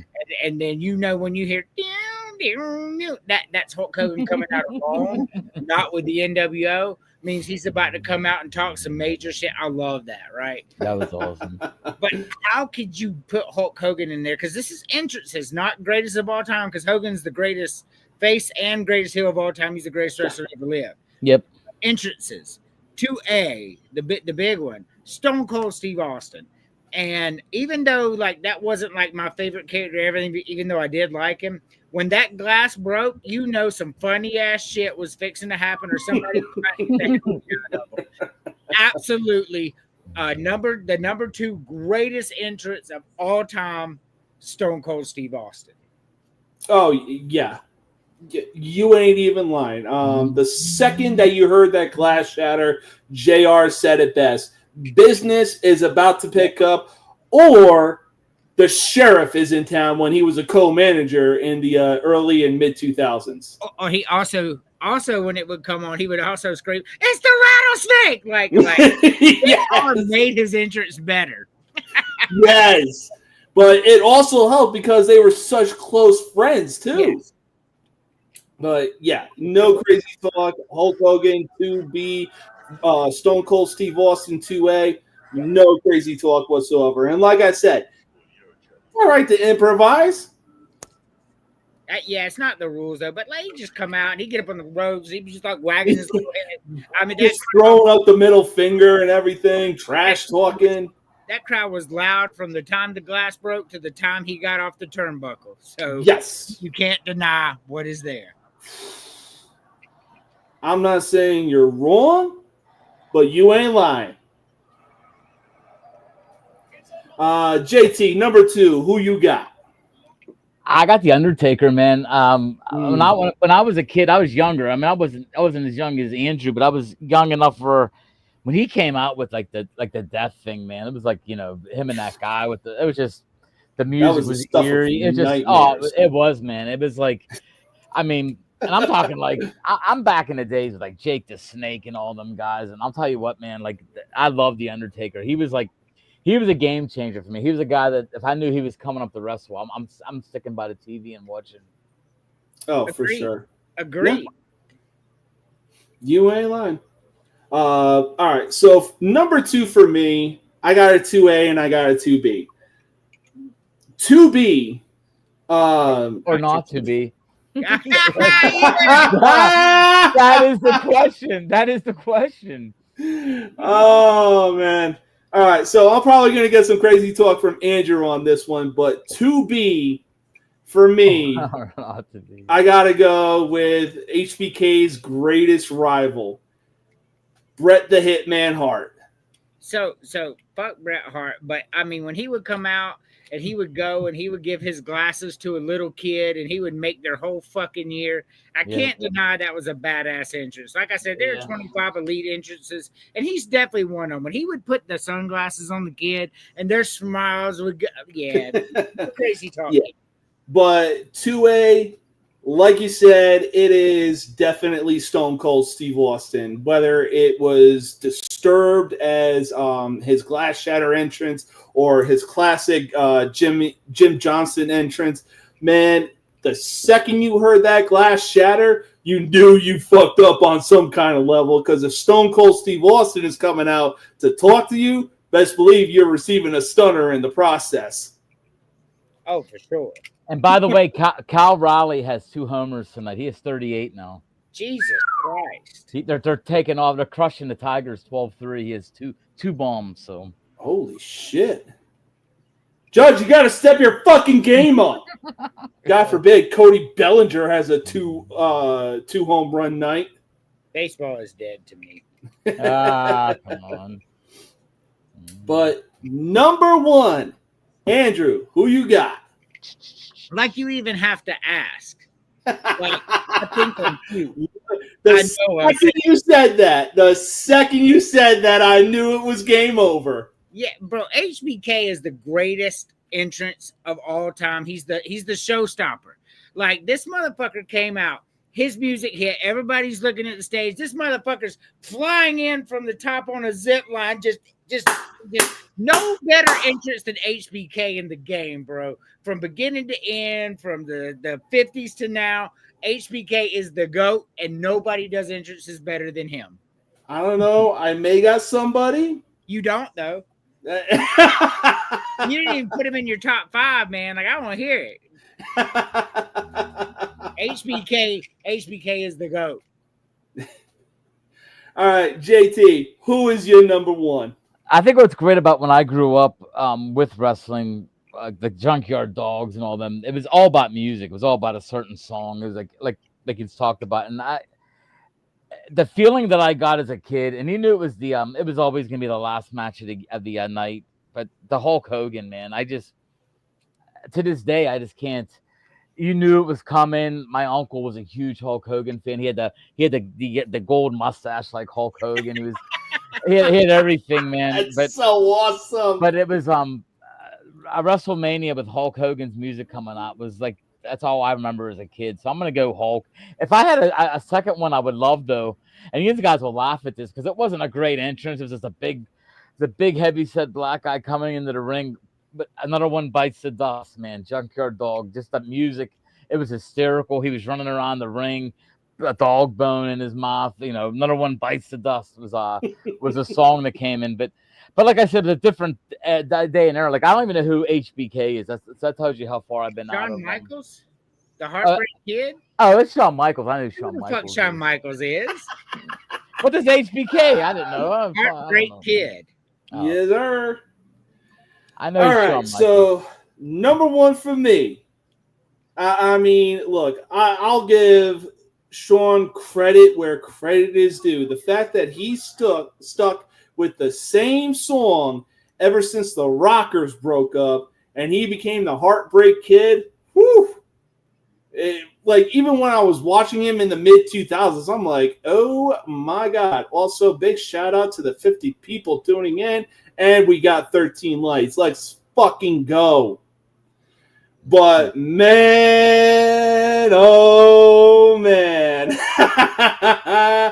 Honestly, for me, I think Sean's best friend had better entrances. Granted, he had multiple, whether it was My Time, The Game, Line in the Sand, The King of Kings. This man did not miss. Number 1, I'm going The Game, the cerebral assassin, Triple H. I you know, like we said, there's 25 elite entrances, and he's definitely one of them. And he had some fantastic, like I said, it was elite. But Triple H is more what he did in the ring and on the mic for me than it was his entrance. I mean, I think that may take away from his entrance a little bit because he was so perfect in the ring. And so perfect. He was a perfect character. But to say he's better than HBK, man, you listed 5 people with better entrances. Hey, look, when he was doing the game, when he was doing the Motorhead, the Game entrance, I'm like, holy shit, this is a fucking football entrance if I've ever seen one. Yeah, the Cleveland Browns. No, I'm just kidding. It's not crazy, dog. He's an elite entrance. That's for sure. Oh yeah, but you know what? I'm not gonna deny. Look, we all have our reasons for our top 5 list, but HBK at number 1, regardless. I get it. So, all right, on to, much like Jay-Z, on to the next one. Now, as much as I hate saying it, this is going to be my last show up until I move back up to Chicago and get settled in with the wife. Now, I've lived in Chicago for 15 years, and let me tell you something. Those are some passionate motherfuckers when it comes to their sports, especially when it comes to having a favorite player. And man, oh man, was this list ever hard. But like from 4 to 5, it was so hard for me. 1 to 3 were easy, but 4 to 5, I'm like, Who the fuck do I pick? So I don't know if you're gonna be on Villains next Thursday or not, but it's gonna be a big show. Just let me know if you're there. Let's see. I mean, if you can, I get it. And I just want to plan because I got 2 former Gamecock players coming on. And it's gonna be fun. I should be able to make it. I'll probably get on through my phone. That's cool with me, man. If you can make time, it's the South Carolina show. Oh, hell yeah. But yeah, so the 17th, movers are coming out to pack up all our shit. 18th, they pack up everything into the truck, and then we're heading out. I'm excited for you. Hey, I just hope that when we catch a game, the Braves just happen to come into town because, man, there's nothing more fun than experiencing Wrigley Stadium or Wrigley Field in person. Ain't nobody want to watch the Braves play. But yeah, I'm sorry. Go ahead. But all right, like I said, Chicago is a city of passion when it comes to sports, and especially when it comes to picking a favorite athlete. So number 5 for a top 5 Chicago athlete, Andrew, who do you got? I got Ernie Banks. There's no way you can have a top 5 list without Ernie Banks, and or any of the top 5 that I have. When I was a kid, Ernie Banks had long been gone out of the game, and my dad was still talking about him all the time. Ernie Banks this, Ernie Banks that. Wasn't he dubbed like Mr. Cub or something like that? Yeah, Mr. Cub. ESPN Classic come on, and they would play. I'm going Ernie Banks, bro. Wow. Right out of the gate. That is a solid pick. All right, JT, who do you got? I always was a big Ryan Sandberg fan, man. Second baseman for the Cubs back in the day. I loved Rhino. Me too. Damn, well, now I feel bad about my 4 and 5 pick. I liked Ryan Sandberg. That's just a guy that, Pittsburgh, Chicago's always been a rival, of course, because the Cubs with Pittsburgh, but the other sport teams not so much, like the Bears or in the NFC. Never had to really worry about them. But I loved watching Ryan Sandberg. It was a good ball player, man. Hall of Famer. Hell yeah. So number 5 for me, there's definitely recency bias behind this, but this dude was the heart and soul of the Chicago Bears in the 2000s, and the one dude that in my opinion, I just couldn't leave out. Number 5, I got Brian Urlacher. It's a good pick. Yeah, good linebacker, man. Crazy talk. He's not in my top 5, but it's no crazy talk at all. Oh yeah. All right, number 4. Number 4. Yeah. For me, I've got Bobby Hull. I just, and I know what he did with the Blackhawks, and that's just how I feel about it. That's fair. That's a good one. Yeah. Yeah, baby. The greatest logo in hockey, and it's not even close. It may be the greatest logo in sports since the Cleveland Indians went away, to be quite honest with you. It could be. Yeah, that's true. That is very true. All right, JT, who is your number 4? You know what, man? He was a coach, but I don't care. I loved him. I got to show him some hometown love. Mike Ditka, man. What Ditka did with Chicago, that was a perfect coach for that team back then, man. And yeah, I just thought that I thought that the guy was just he was the perfect football coach, man. Like I got to interview Jim McMahon during my last couple of years with the company I was with. I got to interview Jim McMahon. And I'll tell you what, man. He honestly looks good. I'm not gonna lie. Yeah, the Ditka stories though are hysterical. I mean, I believe it. So I've always liked Ditka. So I'm gonna go Mike Ditka number 4. There's a lot more people in Chicago than I thought you could pick from. There's a lot of talent, man. Oh yeah. Hey, he may have been a coach, but damn it, it still counts at the end of the day. That is a solid pick right there. Yep. Number 4 for me. God, there's just so many athletes to choose from, but he was part of the Blackhawks 2010s dynasty, and man, probably considered the greatest American-born hockey player to grace the ice. Number 4, I'm going Patrick Kane. You can tell how young James is by the Yeah. Hey, Kaner has some serious stick handling skills, and when it came time to come up clutch, who else are you going to rely on than Jonathan Toews or Patrick Kane? I love him, bro. I'm a Blackhawks fan. I like it too. He ain't made my. He just ain't gonna make my list. You already know the Kaner, baby. But that's fair. Number 3. I have 3A and 3B. 3B, I got Gale Sayers. Ooh. Like I remember listening to my dad talk about this guy and how he said he was like the wind on the football field. And when you go back and watch it, you can kind of see it. He just kind of just went. And but you know, that is more of an honorable mention there. But I really thought he belonged above other. But number 3 for me, and this may hurt a little bit for you, James. Because he's the highest baseball player on this list, and he's not a Cub, and that's Frank Thomas. Big hurt. I loved watching him play baseball, bro.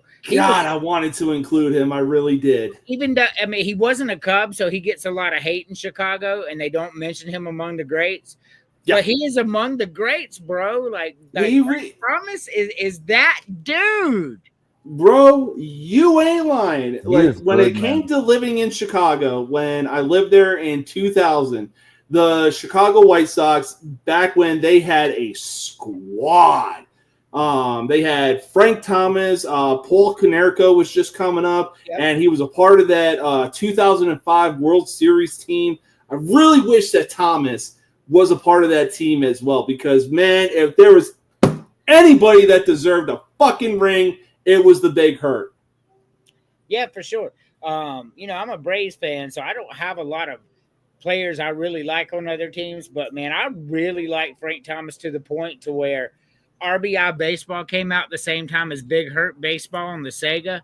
And even though I was an RBI Baseball guy, I'm like, man, that's Frank Thomas, man. I ain't got that.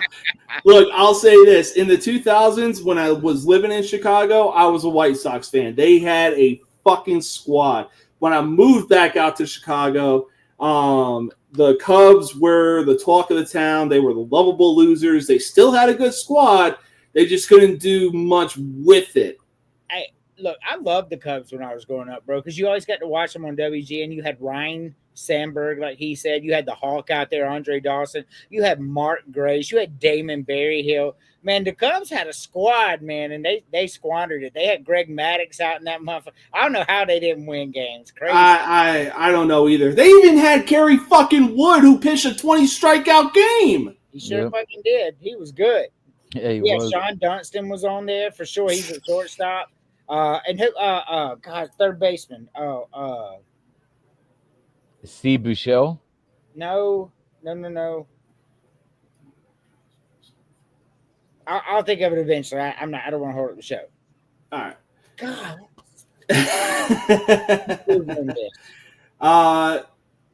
Here we go. Now he played the outfield, Keith Moreland. Oh, okay. But I'm sure it'll hit you. I'm sure it will. It'll hit you more so like a ton of bricks. But JT, number 4, what are we at? Number 3? Yeah, number 3. Okay, yeah. I'll tell you what, man. He had the right idea with a running back, but I'm going sweetness, man. Walter Payton. Walter Payton was one of the prettiest guys to watch. The way he ran the ball was so pretty and so dominant. He was a good one, man. He died too young as well. One of them guys that passed away too soon. But I loved watching him run, man. Walter Payton, one of my favorite running backs of all time. Mark Grace, thank you, Mark. He was a first baseman, but he played third base for a minute. No, he didn't. He throws lefty. He throws lefty. He throws lefty. I'm like, no way he played. He never played for the White Sox. He played as a Cubs. Yeah, Cubs. But he throws lefty. He didn't play third base. Come on. There's no lefties have played third base, especially Mark Grace. He was a first baseman, true and true. No, go ahead. But I love Walter Payton, man. That was my boy. He just, that was back in the day when I was younger. It was like him and Franco Harris had like the one, and it was him, Jim Braun, and Franco. They were like the 1 through 3 growing up, and it was Walter was great, man. Now here we go. Yeah, Grace was a Gold Glove first baseman. Yeah. So, but yeah. So number 3, Chicago is a very hard concrete downtown city. All right. But yeah, so Chicago is a very hard concrete downtown city, especially when you go to all the other suburbs within the said city. But every now and again, a rose is bound to rise from the concrete. Now, this is really going to show how young I am. Uh-oh. Derrick Rose. Oh, D Rose. Yes, sir. That dude was a menace. Well, your number 1 better be who I think it is. They're picking D Rose on this list. Oh yeah, no, it definitely is who you. It definitely is who you're All thinking 3 of us better have the same one. I'd be shocked. Was that your number 2 or 3? 3. Oh, okay. Yeah, that's all right. Yeah, but yeah, number 3, because 2 and 1, it literally could have gone either way for me. But Derrick Rose at number 3, just in my opinion, he came from the streets of Chicago, grew up in Chicago, was drafted by the Chicago Bulls. I honestly don't think I've ever seen a city come behind a player like they did when Rose was on the team, especially in the 2010s. Because when I have kids and I'm showing them highlights, Dad, how good was prime Derrick Rose? Well, I'll tell you one thing, son. LeBron James had to switch teams and join 2 other players from his draft class just to beat him. He was that fucking good. He was slicing and dicing defenses. He was good, man. Like we had some good guards back then. At the end of Iverson's career, guys that could just dice people, man. Like just beat you off the dribble. I love D Rose, but you're younger than me, and I get that, but he doesn't crack my top 10 for Chicago. The injury, what could have been for sure. Yeah, if he wasn't injured, up until the time he came in to the Bulls, up until he got injured, I'm sorry, for me, he definitely deserves a spot in the top 5. But injuries and on, no. Unfortunately, he was never the same after that 2012 playoff run. No, he wasn't. Yeah, and I tell you what, when I saw that injury, I have never seen a city go more quiet.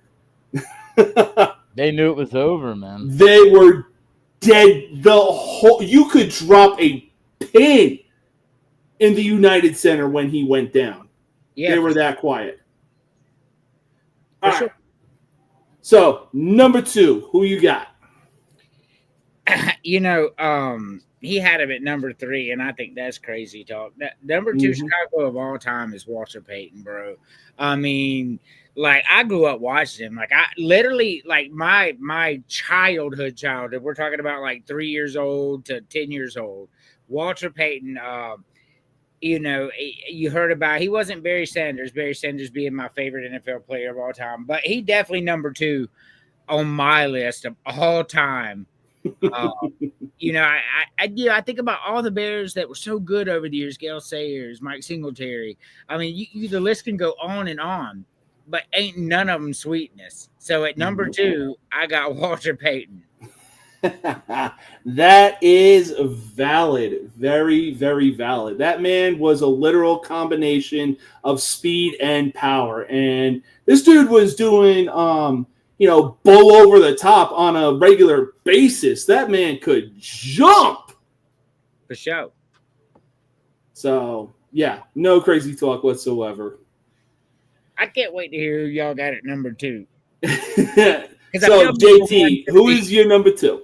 I actually got a 2B and a 2A, and they go together because they're responsible for about 7 or 8 championships in the Chicago for Chicago, and they're both complimentary players who were very underrated. One, Scottie Pippen, the guy was unbelievable. What he did, where he was drafted, how he became a superstar for a team that nobody thought he would be.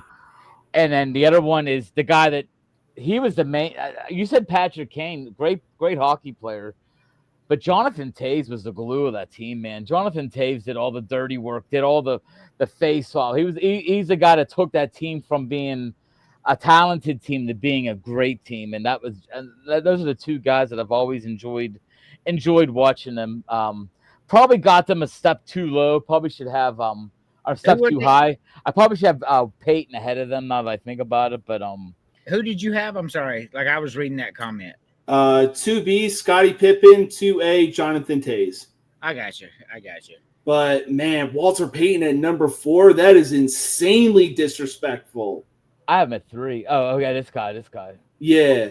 Well, I mean, that's a solid list. Don't get me wrong. But Walter Payton at number 4, in my opinion, that is highly disrespectful, especially when you get praise from Barry Sanders for being the best running back of all time. Hey, is this your burner account here, Jane? Oh, I'm sorry. No, it's on Twitch. Yeah, I'm being funny. Oh, okay. Yeah. Bunch of young people in there. But yeah, number 2, I completely agree with everything you said. He was, and like I said, he was a perfect combination of power and speed. This man was jumping from the 5-yard line into the goddamn end zone. I don't know how the hell he was doing it, but much like Michael Jordan, if this dude was sick, he was still on the field. Number 2, I'm going Walter Payton, and it's not even close. Yeah, he's a fringe top 5 running back of all time, but definitely deserves the number 2 spot in Chicago history. All right. Now, I'm pretty sure we're going to all have the number 1. I agree. But I was going to say, number 1. MJ. I mean, man, he's the most famous athlete that ever lived, even more so than Babe Ruth. It's MJ. And you could say of sports of all time, and I've still got MJ at number 1. I agree. I agree. Muhammad Ali might be the only thing even close to, and I still would have Jordan ahead of Muhammad Ali. And it wouldn't even be that close. But he was big, though, for sure, Muhammad Ali. But MJ is an entity. Yes. Oh, yeah. The one thing that made me become a Michael Jordan fan was the flu game, or if you've seen The Last Dance, the food poisoning game. This dude, I don't know how the hell he did it. I don't know how much ibuprofen he was killing on the sideline. But when it came time to step onto that court, that man was delivering. And dagger shot. The Bulls go up, and the Jazz have to call timeout. This man was literally getting carried off the court just from Scottie Pippen alone. He was unbelievable, man. Yeah, his teammates will even say, was he an asshole during practice? Yeah, absolutely. Were we winning games and championships? Yeah. You can't argue that. And I know if you're winning and you're winning championships, what is there to argue about? And I know I'm going to piss people off right here, but the only thing even close to what Michael Jordan could do on a basketball court with his tenacity was Kobe Bryant. It wasn't LeBron. It was Kobe, man. Kobe. Kobe. He had the fake flu. Yeah, LeBron doesn't have the killer instinct. Kobe did. Oh, MJ did. MJ would. I got MJ 1 and Kobe 2 and LeBron 3 for me. But I love it. I love that too, man. I think that's a great thing. I might even have Larry Bird ahead of him and Magic right there as well. I mean, honestly, for a guy that grew up with Bird didn't have. It was a different day and time, but I'm telling you what, man. Give me a guy. Oh, dude. I'll be right back. I gotta go to the bathroom. That's not crazy talk. That's crazy talk. Oh. I love Larry Bird, but Larry Bird is not. Larry Bird is fringe top 10. To say he's over LeBron, man, that's what is LeBron? I mean, I don't know, man. I don't know. like I don't LeBron, get. but Nah, jeez, man. I mean, LeBron wouldn't have survived in that era, and that's a fair assessment to what you're saying. So it was a different game, and he was a better player on a harder game. And I'm not disputing that about Larry Bird. But Magic and Bird saved the game of basketball. They did. Basketball would not be here today if it wasn't for the rivalry coming out of college. I mean, they had the Lakers and Celtics only play twice a year back then, and they set them games up as much as they could to make it a big rivalry kind of thing. But I mean, I don't know, man. I think LeBron's one of the most overrated, man. He's putting up numbers. He's played so long, and he's played with great teammates his whole career. I'm not disputing that at all, man. Look, LeBron. So, and I'm not a LeBron guy. I have Kobe over LeBron. I do, but at the end of the day, when you look at what he's done over his whole career, that's impressive for sure. But Miami Heat LeBron, like that dude, and the return to Cleveland LeBron, that 4 or 5 year stretch right there between the last couple in Miami and the first couple back in Cleveland, that LeBron had the killer instinct, and it was just for a short window of his career, like 4 or 5 years. He had it. He was daggering them, and then he got all. I don't know. I don't really want to say political because he really didn't get political. He just got all.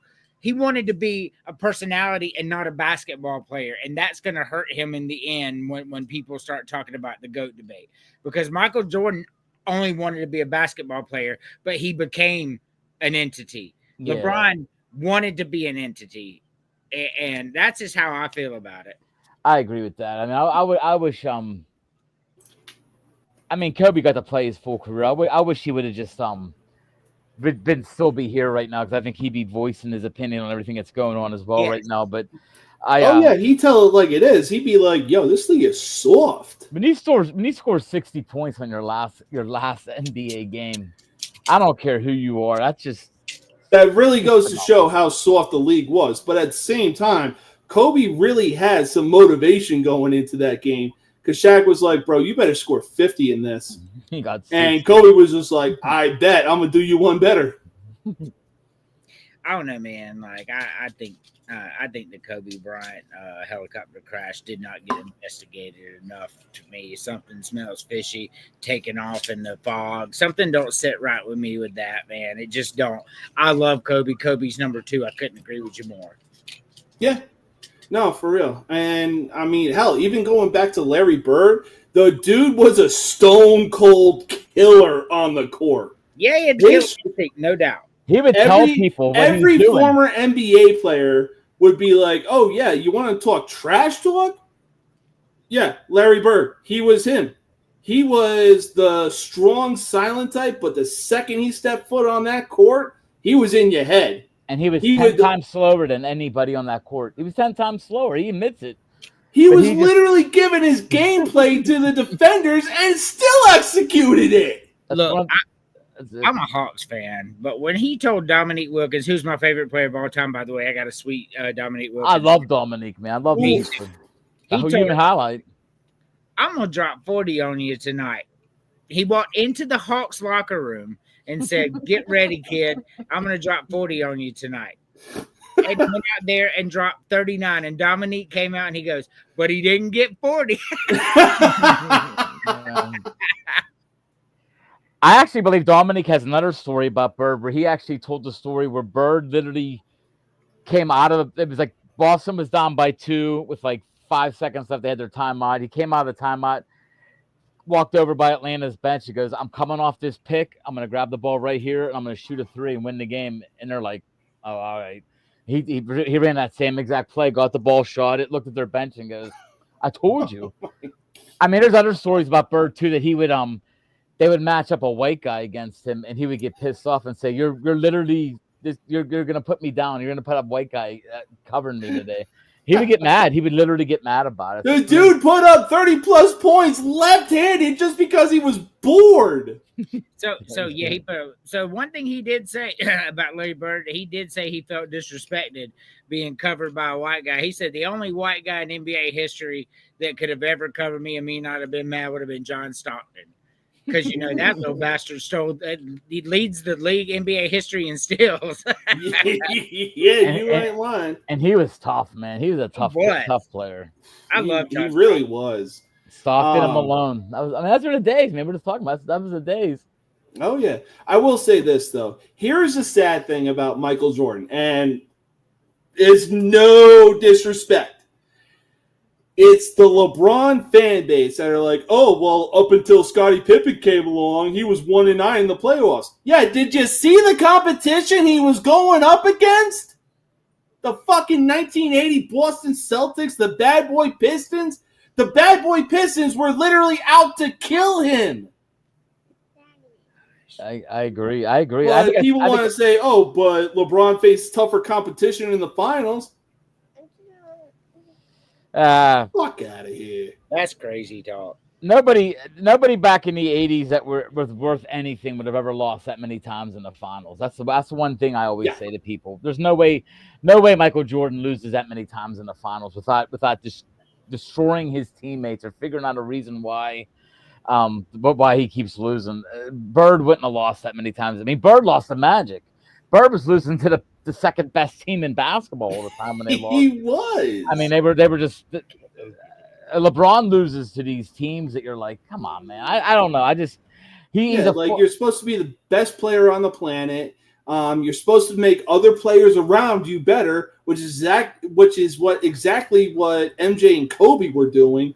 But you're more focused on yourself. And instead of having that killer instinct and going for the final shot, you'd rather pass it. And I think Andrew's right. I think that, I mean, stat-wise on paper, LeBron definitely should be recognized as a top 3, top 4. But I think with me, his attitude and just the flops as gone on. I know when you get older, you get to find different ways. But dude, he's been flopping for about 10 years now.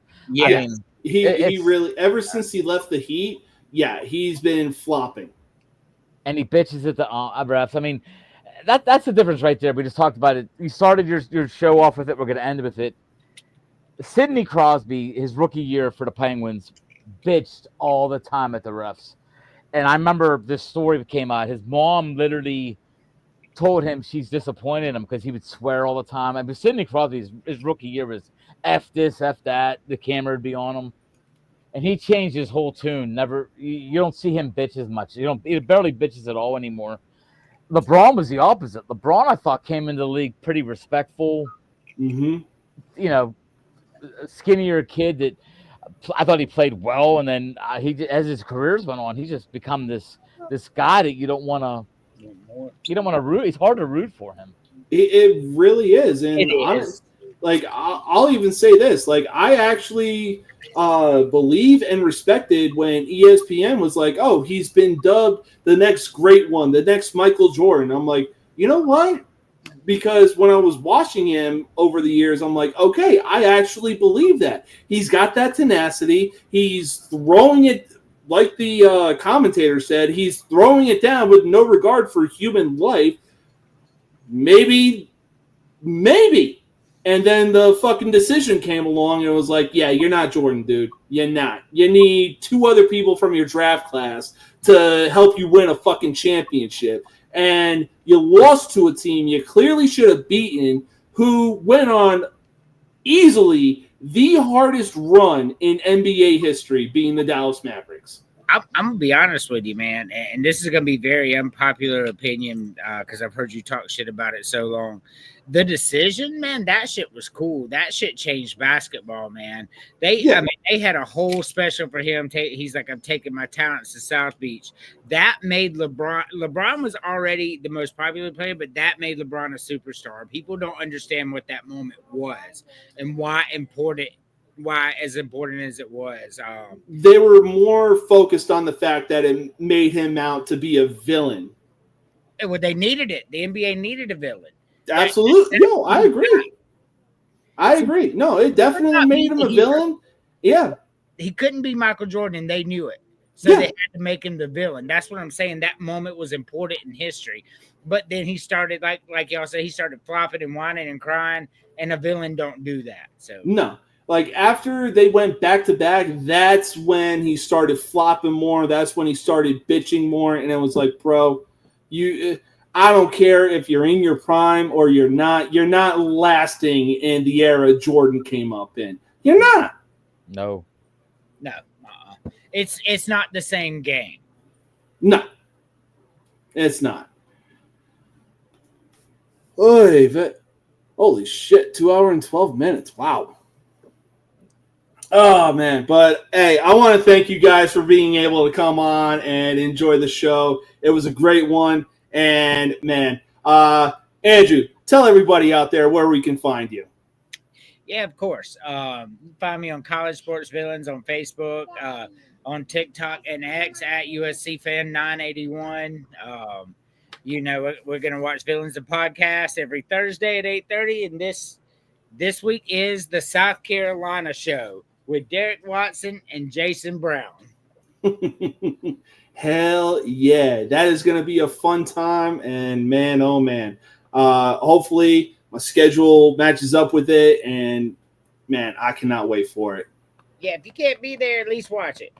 Oh, absolutely. All right, JT, tell everybody out there where we can find you. www.sportsbible.com. To start, you'll see some articles on there, a lot of draft stuff. There's a store. We sell some T-shirts, koozies, hats, whatever you need. One of these, you want a Sports Bible shirt. I'm also in the middle of doing my new book for the 2025. This is an old one, but 2025, it's going to be a scouting notebook. You basically open it up. It has all the players that are going to get drafted. It has a spot for you to write in. So if you're watching Penn State, Iowa, you want to write something down about a guy, find the player, write some stuff down. We actually get together during emails and stuff, and we'll use people's some of the people's reviews of players and put them in the draft guide that comes out in 2026. That'll be after the NFL draft. But my podcasts are Wednesday and Thursday nights. Usually it's 7, so I can get on you guys afterwards. Usually Wednesday nights, my Sports on the Hump. Thursdays usually a Draft Storm, which is part of the Villains Network. So listen to me there, and please subscribe to my YouTube because we're giving away a Heinz Ward autographed jersey from Batman Dark Knight's movie. It's autographed. Ooh. Beautiful I'll jersey. start putting that in the Georgia groups that I'm a part of, because Georgia fans would love to have a Heinz Ward jersey. Oh yeah, 1 in 500 chance, man. It's not that bad not bad odds. I mean, it's better odds of me getting sex tonight from my wife. Oh, I didn't say that out loud. Did I didn't say that out loud, Sue. But we're off the air. Oh. I feel like my prices are pretty high. Yes, they Oh are. man. All right, y'all. Thank you again for being able to come on. Enjoy the rest of your Friday night. Stay safe. Have fun. Most importantly, know your limits. Have a good one, boys. Thanks, man. Peace out, y'all. Ugh.